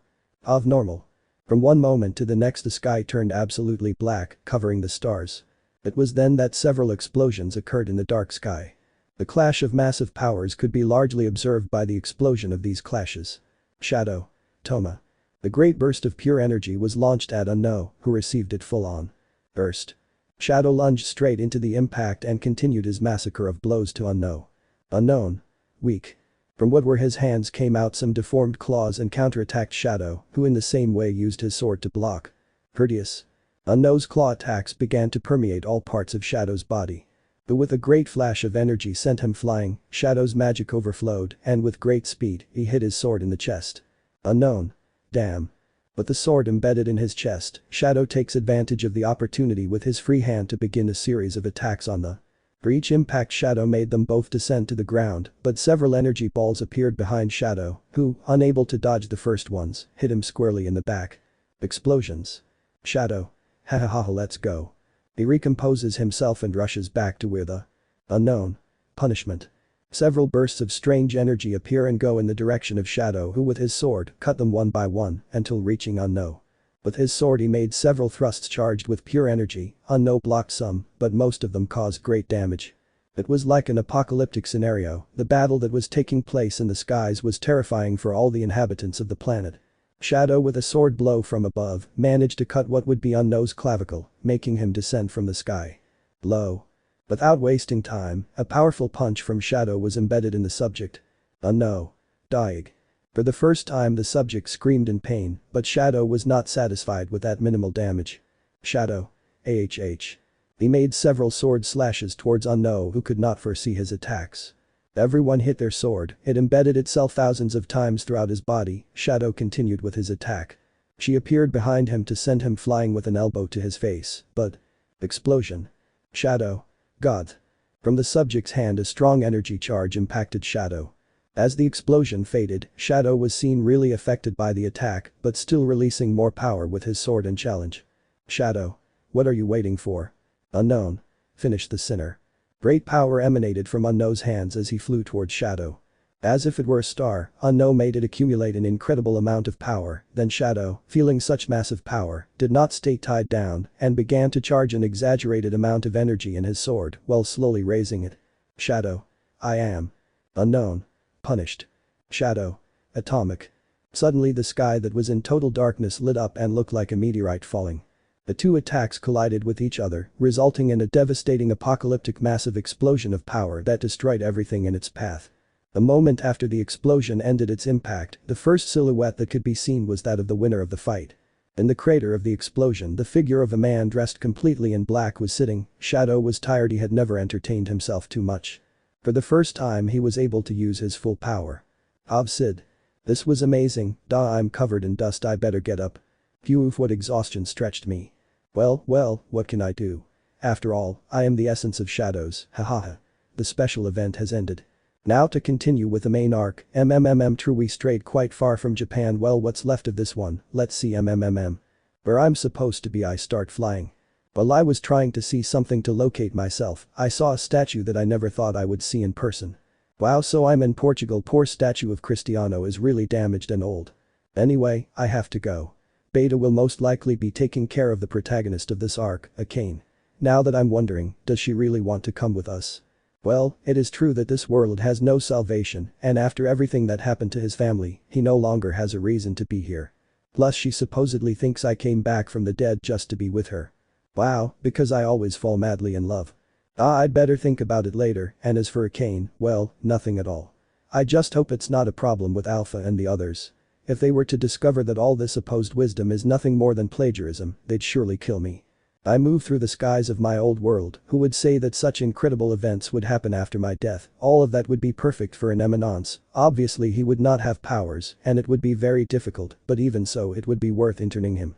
After a few minutes I finally arrived in Japan. In an instant I felt Beta's magic along with Akane, and I teleported with him. Beta. Don't worry, Shadow-sama will come soon, we just have to be patient. Akane. But we must go with him, and if something happens to him. Sigh. Akane. Jump in. Calm down, like Beta said, I'm here now. Akane. Minoru-kun, you scared me. Ahaha, apparently my joke worked. Okay, sorry. Akane. Hump pouts. Linda. Beta. Shadow-sama, what happened? Akane. Yes, I also know what to know. After all, the explosion was your truth. Exactly, to summarize, I don't know what it was. A thing or a person attacked me without warning. He said he would punish I don't know what, despite being up to it. In the end I defeated him and that's it. Beta. Shadow-sama is so cool, his eyes shone. Akane. So that's it. She rolled her eyes. Enough with the talk, Akane, are you sure about this? We won't be coming back here, so tell me you're okay with this. Besides, you haven't told me the reason for coming with us. Akane. Yes, I want to go with you and I'll tell you the reason later. If she bowed her head. I understand, then let's go to the laboratories. With matters almost complete, the three of us headed towards Akane's brother's laboratories, who by the way is dead. After arriving we got everything up and running, the particle machine with the ability to create black holes. I'm surprised by the number of years they've advanced in technology. The question here is how am I sure that this will take me to where I come from, because simply in the time that I was here, I managed to see that with my magic, I can manipulate the course of the distortion and take us back. If it's complicated, so when they ask how we came back, we'll say that a magician did it. Beta. Shadow-sama, everything is ready to go. She activated the particle accelerator which materialized a black hole about 7 meters in size. And before it distorts everything around it and swallows it, with my magic I stabilize it, making it safe and turning it from a potential massive black hole into a portal between two worlds. This cost me all my magic. Kagenou, look at my right. Kagenou. Hi. She said happily. Wow, the most sincere and happy smile I've ever seen with my eyes. I remember that most of the times I saw her smile it was forced. The Kagenou I know now doesn't need a mask to live. I like this new Kagenou. Burst. Kagenou. Minoru-kun. Ugh. What I would consider lightning struck me several meters away. Unknown. I will not let the sinner escape. How the hell is this thing alive? Damn, this is bad, I can't move. What is this? Kagenou. Minoru-kun is. Don't come any closer. Kagenou stopped dead in her tracks at my scream. That thing saw them but didn't pay attention to them. It seems it's only interested in me. Beta. How dare you attack Shadow-sama? That thing started walking towards me slowly. Beta materialized his bow and loaded a powerful arrow, but before he could launch it I stopped it. Beta. You and Kagenou cross before the portal closes. Unknown kept changing me no matter what, but I noticed something strange about this. Beta. But Shad. Now try to move. Kagenou. Don't think I'll leave you here. Before she could continue, Beta grabs her from behind and directs her to the portal, which began to shrink. Kagenou. Sueltum. Beta. I can't do that. I understand now, its presence is getting weaker and weaker, that's why it only focuses on me, this thing is going to disappear. The special event DLC is about to start, I like this so much. Well, I think this is the second meeting. Unknown. Shut up. Ugh. Damn, what he threw at me is affecting me inside, this is bad, I should move, but I can't, my magic is diminishing. I spent most of this controlling the black hole to turn it into a portal, I have no more shit. Unknown. Eradicate the sinner. Oh come on, you don't know how to say anything other than pedant the sinner that. I'm trying to buy time, just a little more, and all my magic will be back. A few steps away from me, it looked me in the eyes for the first time. This thing is disgusting.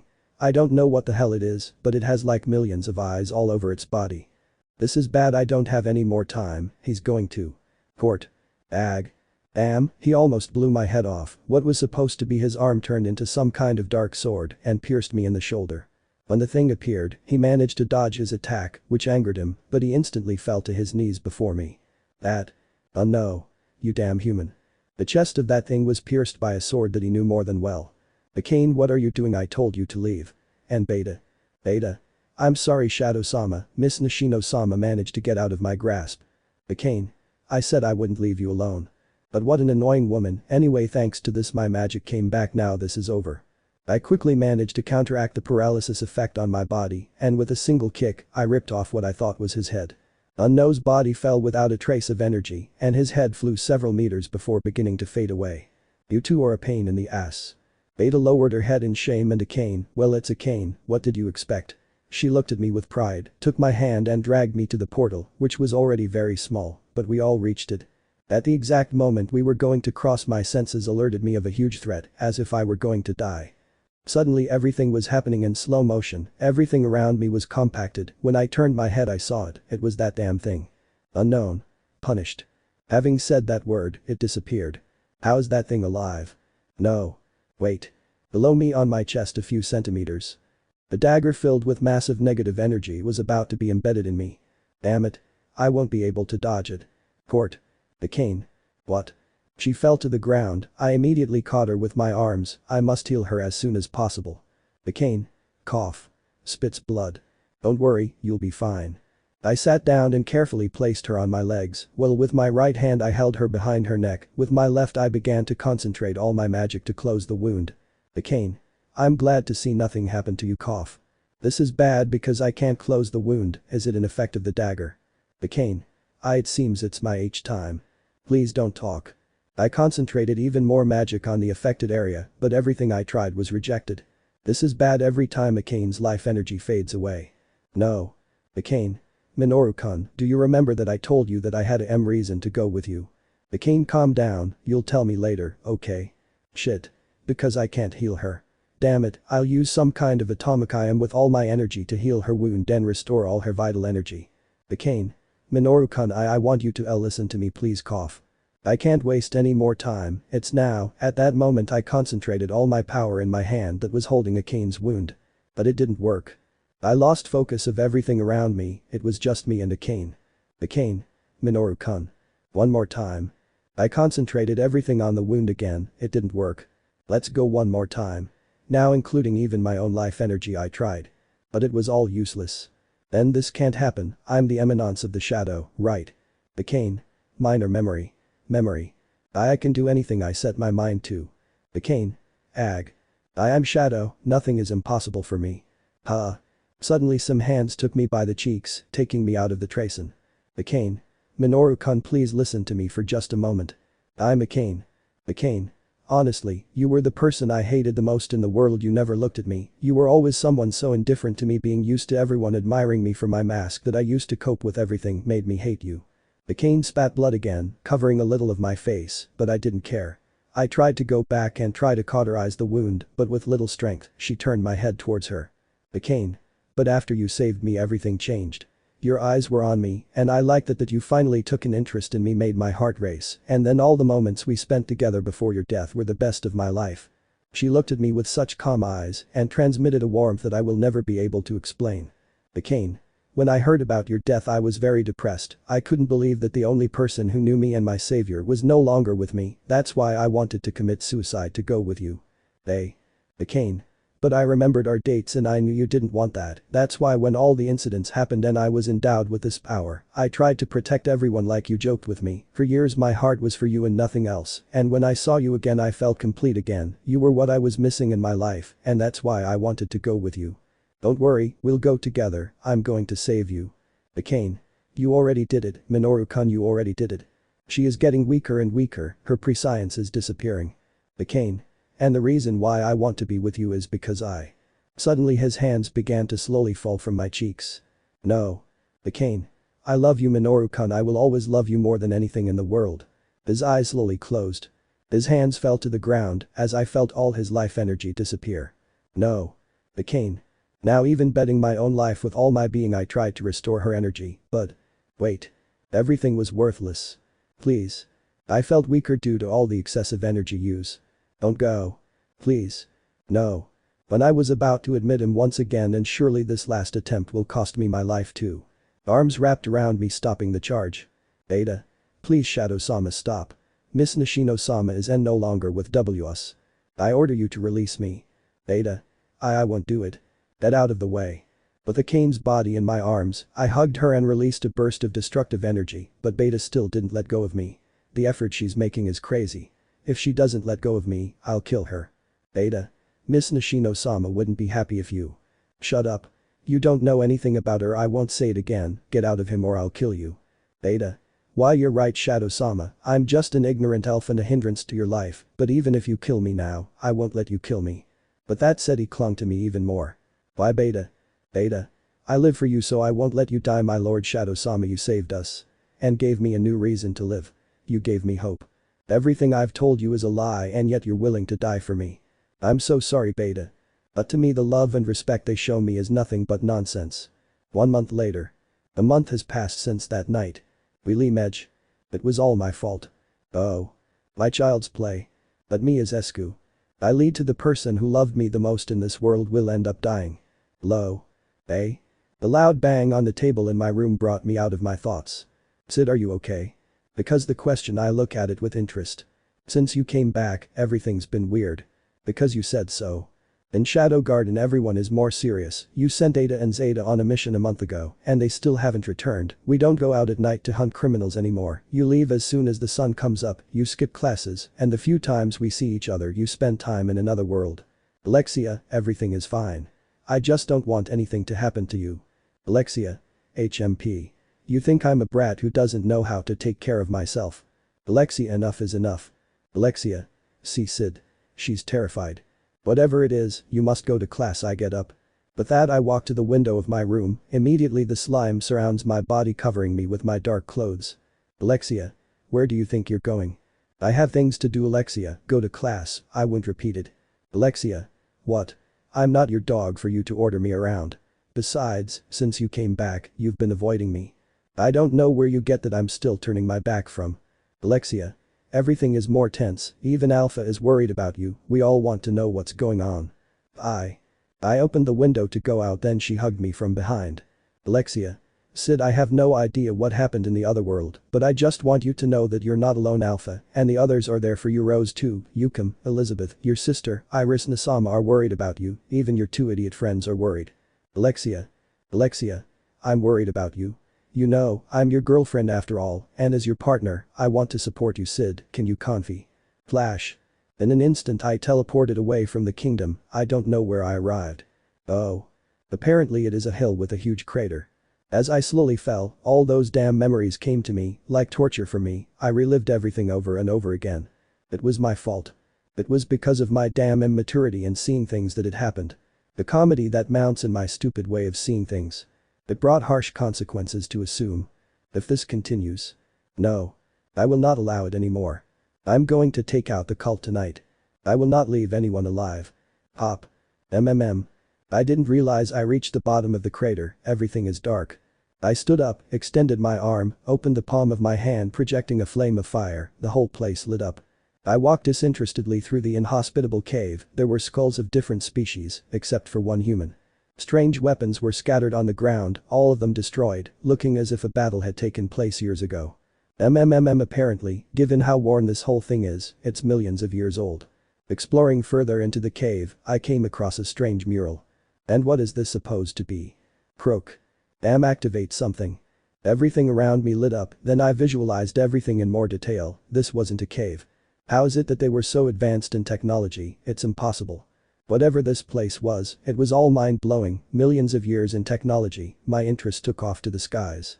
I found interesting things in several sections, weapons, ships, machines, among others, but what caught my attention the most was. Reanimation of life brings me closer. One moment. This could be that. Of normal. At the Midgar Academy, a girl with red eyes and white hair was looking through the window. The aura that Alexia gave off was very depressing. Some of her friends tried to approach her, but with just one look, Alexia silenced them. Alexia. Cid, why are you acting this way? What happened? If only I knew what happened, but nobody saw what. Wait a minute, Beta. She went with Cid. Classes ended, everything was perfect, without wasting time Alexia went to Alexandria to talk to Beta, who also hadn't exchanged a word since they arrived. Once there, Alexia was greeted by Alpha and the others. Alexia. Beta-san, I have something to ask you. Beta. Of course Alexia-san, what do you need? To tell the truth, the relationship between the two improved greatly. Alexia. Could you tell me what happened in the other world? Croak. Beta suddenly broke the pencil with which he wrote his novels and looked at Alexia. Beta. I can't do it, he said. Alexia. Why not? Have you seen how Cid has been questioning things these past few days? Beta. Shadow-sama has his motives. Alexia. Listen, if you don't tell me yourself.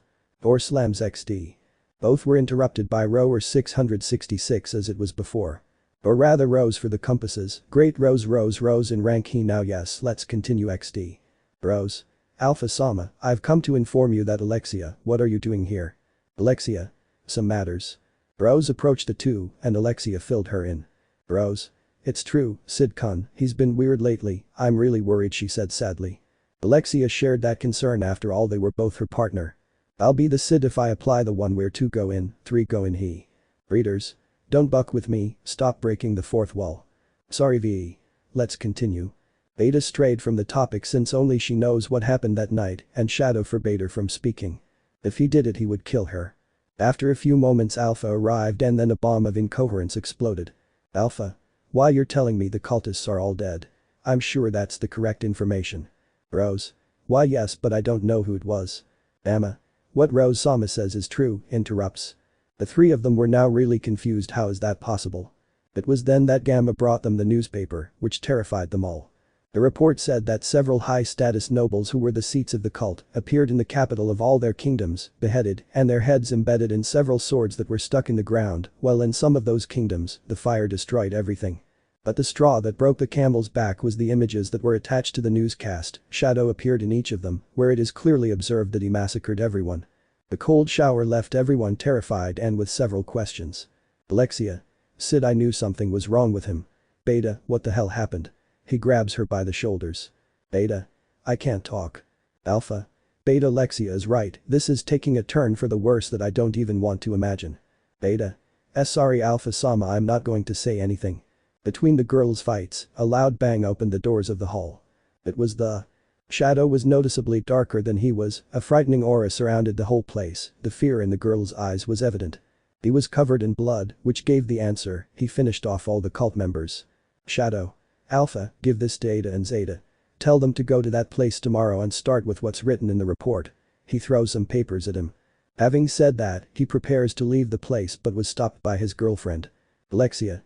This is enough, what's wrong with you? Shadow. Step aside. Alexia. I won't. Everyone's eyes widened in terror, they never imagined what Shadow would do such a thing. He held Alexia's shirt and with his other hand holding his sword, he pointed it at her neck. Alexia. See Cid, I was terrified. Shadow. And it wasn't my intention. Alexia lowers it slowly. The atmosphere was terrifying for everyone and Shadow just left. The girls still haven't assimilated everything that happened, but the only one who came out of the trance was Alexia herself, along with Rose, who. They knew that Cid was going through something serious and they rushed to go to him. Meanwhile, Alpha gathered the other shadows and reported everything. Alpha. Did you understand everything? All. Hi. Alpha. Good to work. They all left except Ada, who approached Alpha. Ada. Do you really think that works? To be honest, Master has been weird lately. The poor girl was about to fall asleep. Alpha. I know, but those are his wishes, we can't disobey his orders. With her the two elves got to work. Returning with Alexia and Rose, they arrived at what would be Cid's room. Well, to tell the truth, some time ago his room was more like a house. Since both Alexia and Rose lived there, after all they were his girlfriends, once inside the house they arrived at the bedroom and saw Cid looking out the window at the full moon. Alexia. Cid, I look at him worriedly. Rose. Cid-kun. The two approached him, Cid was still with his dark card, but at least the blood on him had been cleaned. Rose. Cid-kun, we know you're going through a bad time that only you understand. Alexia. But just as you helped us in the past, we want to be as supportive as you were to us. The two hugged Cid from behind, who just listened to them. Alexia. Please, take him by the hand. Rose. Let us help you, she lays on his shoulder. Cid vanished his suit and returned to normal clothes, without warning he stood up to which the two girls followed him. Apparently he just sat on the bed, his gaze was lost, the two girls did not know of the mental torture he was suffering. Cid.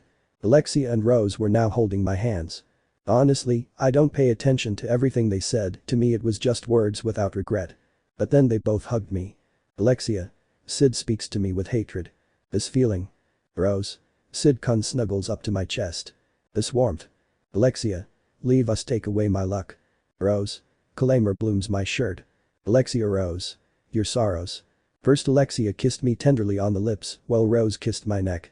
When it was Rose's turn, Alexia began to unbutton my house just as Rose, and she did the same while we shared a tender kiss between the three of us. Because this is so similar. This warmth. This feeling. The cane. Rose. Hump. As we separated, the two of them lay down on the bed and extended their arms to me. Alexia. Rose. We are yours. I was back, this feeling inside me made me feel somehow comforted. Alexia. Ah. I don't know what exactly I'm feeling right now, but I can't stop this feeling. They looked me in the eyes, before wrapping me in a kiss they both told me. Alexia. Rose. We love you, Cid. The sun's rays hit my face, which made me wake up. I was really exhausted, it was a very intense night and morning. The moment I fully woke up, I sat up in my bed to realize. What to my right Alexia was still sleeping. Just like Rose on my left was the same. Sigh. Honestly, I wasn't thinking of experiencing this type of relationship with them, well not even at this stage. My whole goal was to be an eminence of the shadows. But I guess the way his feelings were conveyed to me made it so I couldn't refuse. But the most important thing is still what I've been thinking about lately. The role of being the eminence of the shadows is really what I must follow. The scope of my abilities makes me an indestructible being, but these same abilities make me a danger to the people around me. Perhaps this thing about eminence is just a sal. Alexia. Covers herself with the blankets. I almost woke her up. Oh. It's true. The thing about Akane and my old world are things that my eminence instinct takes as character development. Ahahaha. On this stage I am the star. The normal person who in the shadows is the eminence that ends all evils. Yes. I already want to see all those fun threats that await me. I hope Alpha hires more stunt doubles, let's see what role he could play hahaha or I already know hahaha. With this, the Akane arc is concluded for the moment. After all I'll make her fly. 2 months later. I was in Alexandria, everything is calmer, the entire cult was eradicated by me, lately we have been expanding throughout all the kingdoms. It is true that one enemy or another comes out, but with our efficiency we reduce them to nothing. Our support in society has risen, we are even making all the kingdoms look ridiculous, making them look useless. And the name Shadow Garden has spread throughout the world. I am desperate for a threat to appear. Or maybe I would create some enemies myself. I'm even thinking of adopting another personality like John Smith. Now I think more calmly about everything around me and see how it affects or not everything. Obviously I'm waiting for the most iconic moment to shine. After all, I am the eminence in the shadows. I can make all my fantasies real. Nothing can stop Shadow. No. Oh, I thought so. After months I will finally return to school, hopefully it will not be tedious, but thanks to my good performance as a mob, no one cares about my absence. It's something I like too much, hahaha with it I can be Cid Kagenou, a good for nothing and at the same time Shadow. Rose. Cid-kun, we have something very important to tell you. What's up, Rose, Alexia? I'll see you again. The two lowered their heads with a blush, and besides, she was with them, what a strange group. Rose. Cid-kun, I'm a. Is it? While listening to what he wanted to say, I put on my uniform jacket. Rose. I'm R. Ada. Master, what Rose-sama means is that due to their carnal encounter between the two, the result of this formed a new life inside her womb, which compensates for your genesis as well as hers. Rose. Ada-san. Don't say it like that. My mind went blank. Alexia comforted Rose because her surprise was interrupted with Ada, who after that gave me some papers that I had to review and went to sleep. Whatever this is. Wait. A son? I'll have a child. But what the hell? Rose. Cid-kun. Encina su Kabiza. Alexia. Hey, answer, Rose gave you great news and you stay quiet, tch. I don't know how to react to this news. All my neurons are deactivated. Suddenly I felt hands repeatedly letting go of my shoulders. Alexia. You idiot, Rose is expecting your child and your reaction is to stop your brain from working. He shook me roughly. Rose. Alexia was trying to stop her. Alexia. Aren't you happy with this news, idiot? Now he grabs me by the neck and shakes me harder. Of course I'm happy, but at this rate I might never get to meet him. Rose. Alexia, calm down please. Why is she so angry if the one who is pregnant is Rose? Women who understands them. Anyway, after things calmed down due to Ada, everyone in Alexandria heard the news. Before leaving I was greeted by many congratulations from everyone, they wished me the best of luck, even Epsilon, who was the furthest away of the two, came up to congratulate them. But he told him something like they only won a battle, not the war, what is he supposed to be referring to? Sigh. I was currently on my way to school when I felt a hand grab me from behind. While doing a kind of key, he started to suffocate me, it was none other than my Neeson. Claire. You spoiled brat, you've been strangling me even more all this time. Neeson, I can't answer. Claire. Shut up, spoiled brat. My Neeson continued with the key, soon I will lose consciousness, it is something great towards I will not go to classes. Claire. Well, where the hell were you? Neeson sooled. Claire. Don't raise your voice at me. I nodded as I slowly leaned against her to fall asleep. Claire, why don't you answer me, Cid? He gets angrier. What? But if he just said not to answer him, what a pain in the ass is Neeson. He knows him better than anyone, which is why he let me go, because he saw right through me and knew I wanted to keep skipping classes. Claire. Listen, Cid, I don't know what happened, but that doesn't matter. I'm glad you're back and you're okay. She gave me a smile. I was just a little depressed, that's all. Neeson stood in front of me and looked at me with great affection, her sisterly love for me is immense. Claire. Whatever the reason, remember that you can always count on me, no matter if everyone is against you, I will be by your side, as your older sister I will always watch over your well-being, after all, you are very special to me, whispered the last thing. Thanks Neeson, I also consider you special, you are the best. Neeson suddenly blushed at my words. Claire. Why yes, I know. But that I saw a purple tint in his eyes. Wait for this magic. It's familiar to me. Like that of Aurora. Maybe she is. Low. Neeson hit me on the head and grabbed me by the shirt, dragging me with it. Claire. But don't think I'm going to let you keep skipping classes. Do. With that, Neeson took me to school, everything continued normally. When I walked through the school entrance, through the hallways, and into the classroom, everyone looked at me in awe and fear. My presence suddenly shocked everyone, but they immediately hid it. For a moment though I lost my big mob role. Sigh of relief. Great, I still haven't lost my mob touch haha anyway, after months I finally met up with my two best friends. And the conversations between us were the default of the mobs, but strangely they invited me to eat after classes. Now, what's got into these two? Maybe they just missed him and that's it, but why do I feel the stares from everyone? How strange. When school ended, everything was normal. But not at the same time I didn't even run into Alexia or Neeson or Iris all day. It all seemed like a staged scenario. Of normal. Cid was with his two friends walking through the city, they were heading to the center of it. Skel. And well, how are things going with Princess Alexia, he? Oh. Yes, tell us, they already kissed, muick, throw a kiss very disgustingly. Cid. Nope, everything's the same as always I shrugged. Skel. What a waste, man. At this point, Cid realized that every time they entered the center of the kingdom, the number of people was decreasing. Oh. Haha Cid-kun we have to go to the bathroom haha. Skel. Yes, friend, what are you waiting for us on the corner, hahaha. Cid. To the bathroom? Okay, I'll wait for you. Why are they nervous and in a hurry to leave, Cid wondered. After he accepted they ran away quickly. The black-haired boy just sighed and continued walking. When he reached the corner he was in the center of the kingdom, but there was neither the famous restaurant that Poe and Skel talked about nor any person. Everything was empty, it was just Cid and no one else, so he took the matter more seriously, since he arrived at school everything was strange. Deep in his thoughts, he suddenly felt the same feeling of danger that he had that night run through his entire body. It was then that Cid realized everything that was happening, it was a trap. Cid. What is this supposed to mean, Princess Iris of Midgar? He said coldly. In an instant, Iris appeared meters away from him, and with her the entire Midgar army surrounded the entire kingdom. Iris. Cid Kagenou Shadow, you're under arrest. Cid. How does he know? Not only were there experienced warriors, but several high-ranking magicians were also there, and the citizens of the kingdom had come out with weapons to surround him. Iris. Surrender and keep. Cid. Go to hell. The boy's words terrified everyone, and immediately the entire army was on guard.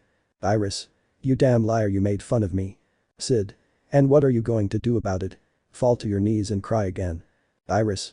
I'm going to finish you off. She lunges at him. Cid. Stupid.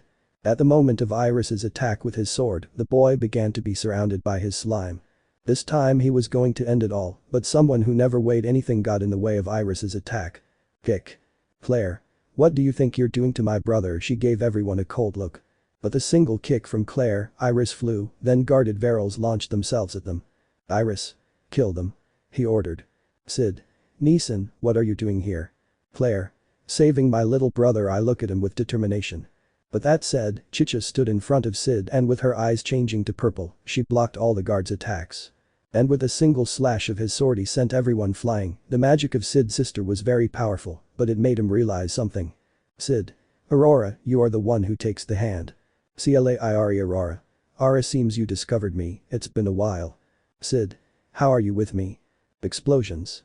Several magic attacks were launched at the two, causing their conversation to be interrupted. Now the entire army launched itself at them. Claire Aurora. After we have our reunion, now let's finish off these guys. Shadow. Let's do it. He gave a grim smile.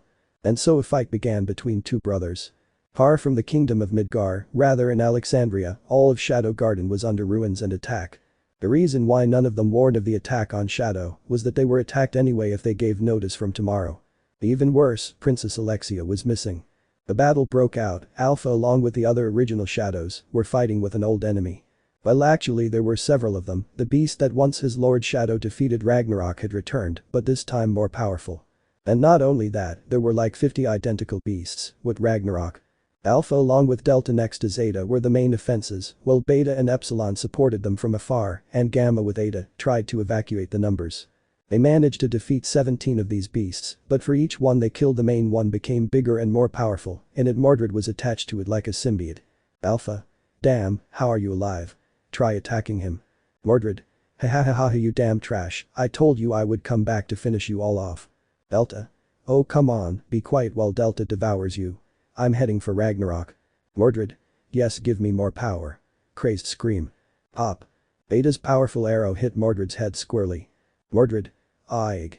Damn elf. Throws himself at her. Zeta. Beta knew. Zeta got in the way of Ragnarok's attack, which was for Beta, sending Zeta several meters away, affected by the attack. Alpha. You. How did you dare to hurt my family? The blonde elf released a red mist that obscured the vision of all the dresses, then they began to fall one by one. Delta. Gaia. The werewolf took advantage of the Ragnarok's blindness and tore them apart with her claws, breaking them into thousands of pieces. Alpha. Mordred. She fell from the sky with her shining sword straight at Mordred, who roared like a beast and tried to block the attack. But it was all until Alpha's greatsword completely pierced Ragnarok's head along with Mordred's. Mordred. Wretches. Og.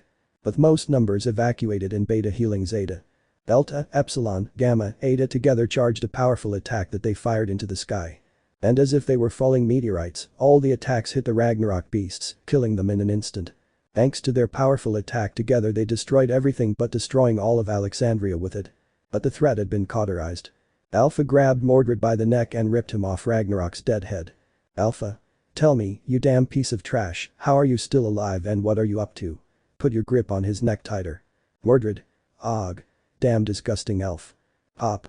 Alpha pressed his body against the ground, while now his foot slowly crushed his throat. Mordred. Come on, kill me. Ha ha ha ha, after all today is his downfall. The guy's statements made Alpha stop before stepping on his head and killing him. Alpha. What do you mean by looking at him with hatred? Mordred.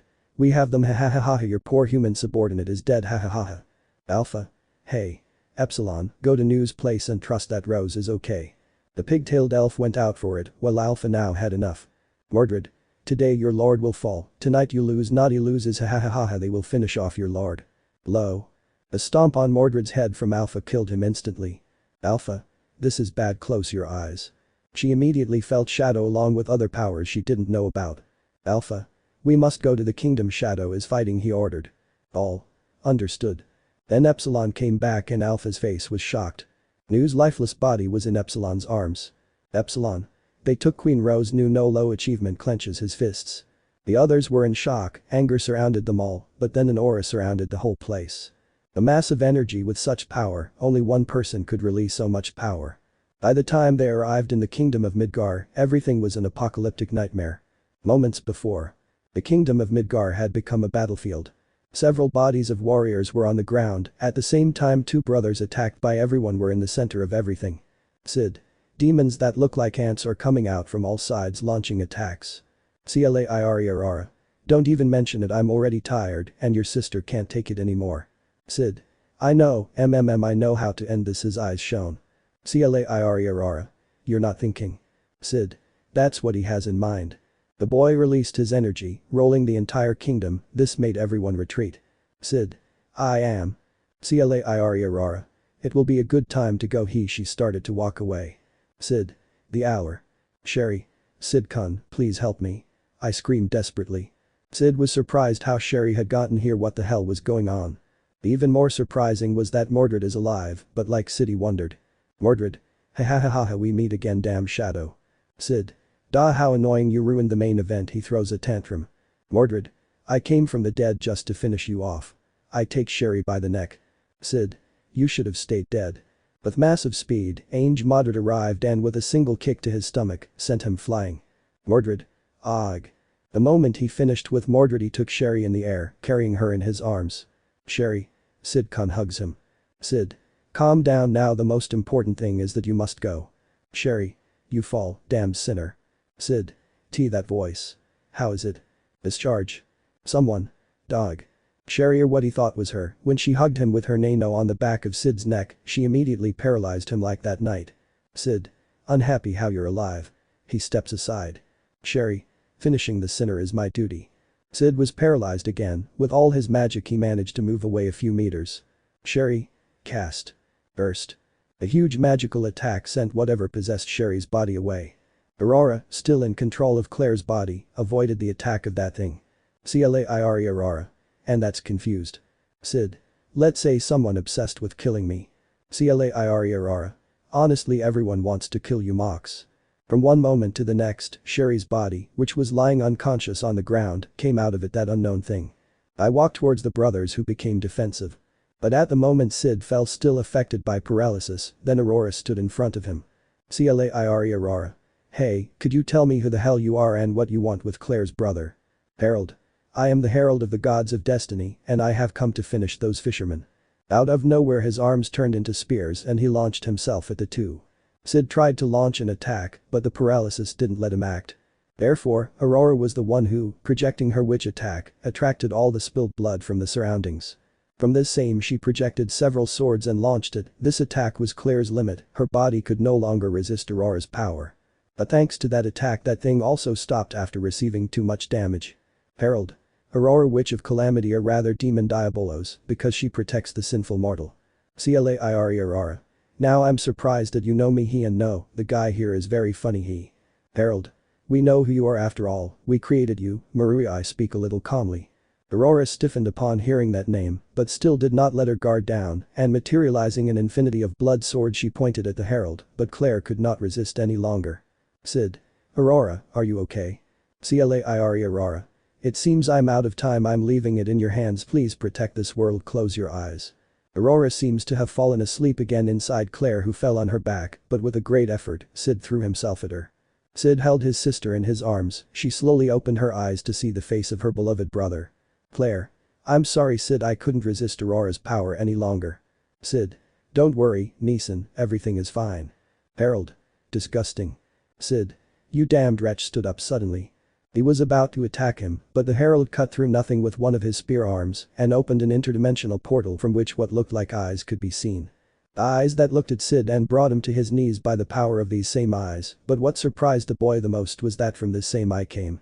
Unconscious Rose was taken by the neck by the herald, Cid became agitated as never before and, his power expelled, he tried to free himself again. Cid. Damned wretch, don't you dare to. Suddenly Cid felt a pressure on his chest that made him scream in pain. Claire. Cid. She gets up to hug him. Herald. We clenches his fist. Someone. Aig. Claire.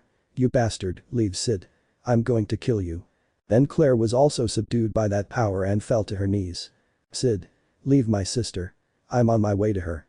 Herald. You feel it, don't you? That feeling like you're reliving your biggest mistake. Cid. Shut up. Og. Now he crawled to Claire's. Herald. You will see the people you care about die again. The herald now took Claire by the head and lifted her up while she uselessly attacked. Cid.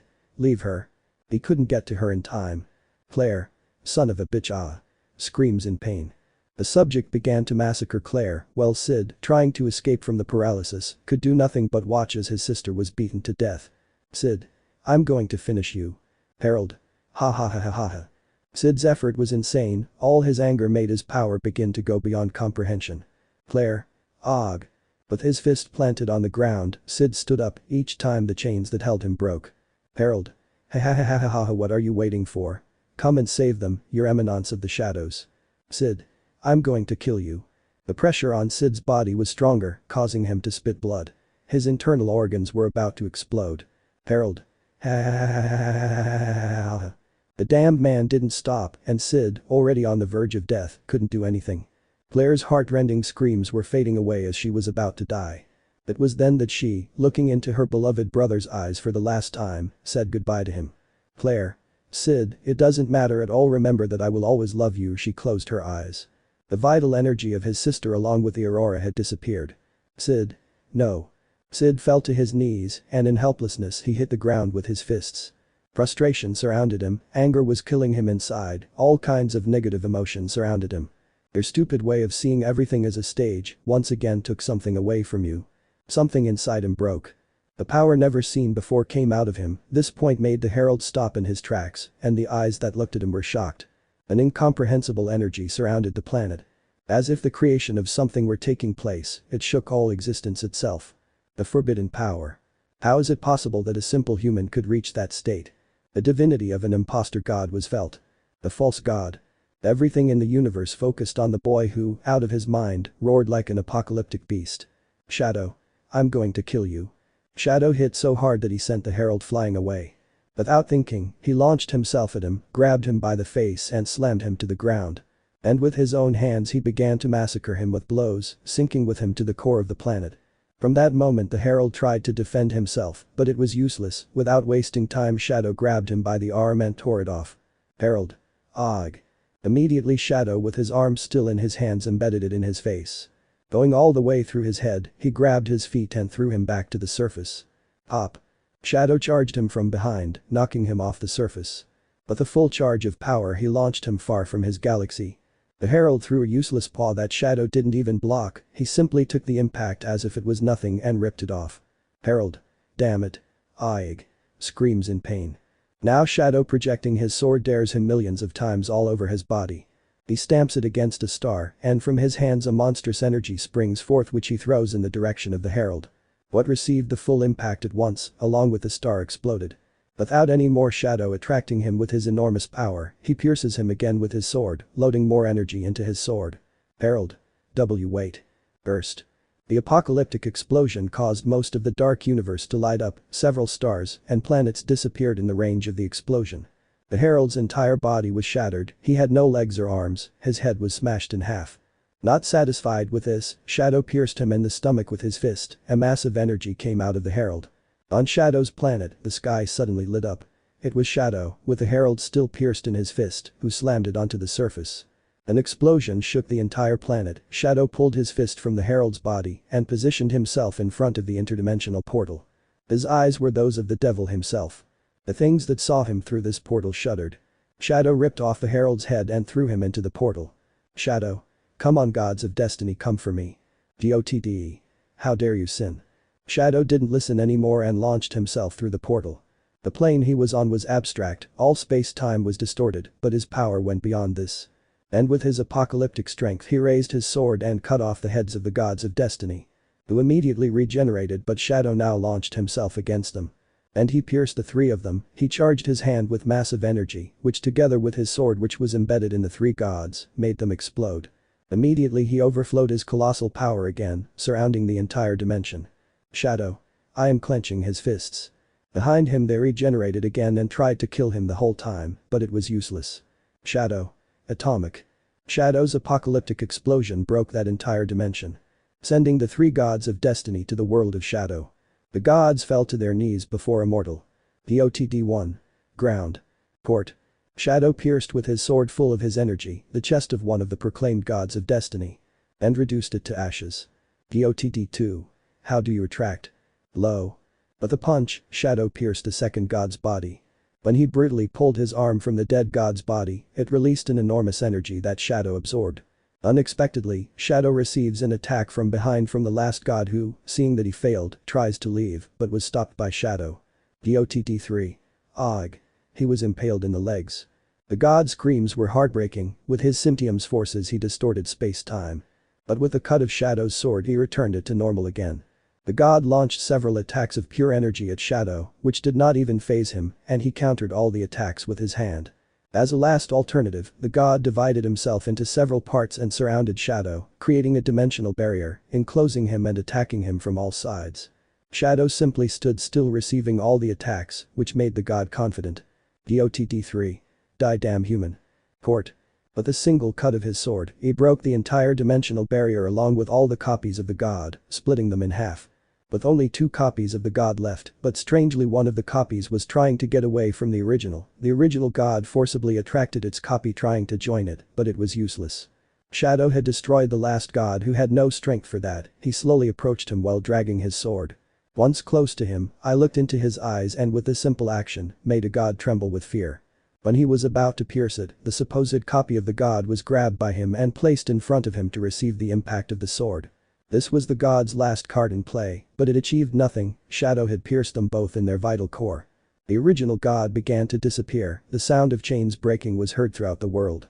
With the last strength he had left before dying, the god looked at him with disgust and contempt, but a macabre smile appeared on his face, and he uttered a few words that brought Cid back to his senses. COTD3. You lost. Last Cid Pav. What are you talking about? The body of the last god vanished into nothingness. I lost. I just massacred them with my own hands. I didn't lose, I'm the winner. Rose. Cid Kun. Huh. The very familiar voice I heard below my chest. The moment I look down, all despair consumes me completely. I immediately got rid of my suit. Rose. I'm glad to see that you're coming back to yourself. She caresses my cheek. No. Rose. Please don't make me worry about you again. Tears came out of her eyes. I had pierced her in the stomach with my sword. My son. I killed him. But what have I done? I fell to my knees with Rose in my arms. Rose. No, it's your fault. Please don't leave me. Remember, we're going to see the stars tonight. I look into her eyes. Rose. Don't worry, I'm not going anywhere. Rose. I'm glad you remembered that it was always me who did it. I wonder if our son will see these beautiful stars too. Rose. Yes, it's so beautiful how Mana fell slowly. Rose, I look at her directly. Rose. My love, don't worry, I'll always be by your side. You made me the happiest woman in the world. She smiled at me in the most loving way I've ever seen. No. Slowly she closed her eyes. I had just killed Rose along with my son. It isn't true. Pink. No. Rose. Please. No. Please. Hey. Don't go. Curse. Don't leave me. Don't you dare do it. It's I beg you. And no please. Lame. Ooh. I caused this. Rose. I can't do it without you. Don't leave me. Rose knew. Tears were coming out of my eyes. I'll kill them. No. Rosie. A shadow. By the time Alpha and the others arrived it was already too late. I was on my knees with the two lifeless bodies of my sister and Rose next to me. Alpha. Sorry for being late, come closer. Beta. Shadow saw my nose at her. Call. They all shuddered with fear. Low. Ah. A stone had been thrown at my head. Damn monster. Men, women, elders, wizards, knights, warriors, citizens, even children rose up to throw things at me and install me. Disgusting demon. You deserve that and more. Brought you, damn it. We should burn you and your disgusting sister. Wretch. Alpha. How dare you. Take them as far away as you can, handed them to Rose and Claire. Alpha. Puro Shad. Get out of there. The terror of my words made the seven obey my orders and they quickly left. Don't let the demon escape, Matin. All of you. My power surrounded all the surroundings. They're going to die. Everything went dark, as if a fog surrounded everything and reduced it to simple darkness. With my sword I slaughter each and every person. Screams of people were heard everywhere. A rain of blood fell all around. I tore off the heads of men. I dismembered all the magicians who were trying to attack me. Those who tried to escape I massacred with my own hands. Gentlemen who went against me in vain, I made them explode into 1,000 pieces. An apocalyptic landscape was reflected in my eyes. The same hell, screams of despair, the rain of blood did not stop. Each time he was massacring everyone, turning a sea of blood. Until my anger overcame my entire being. And all the destructive power that was born in me I expelled it. In a single detonation it devastated the planet, killing all traces of life. At night I lost everything. Let me know in the comments below if you guys want the next part. Also check out my other video that has been shown and left. Thank you for watching. If you enjoyed this video please like and share this video. And have a fantastic day. Bye.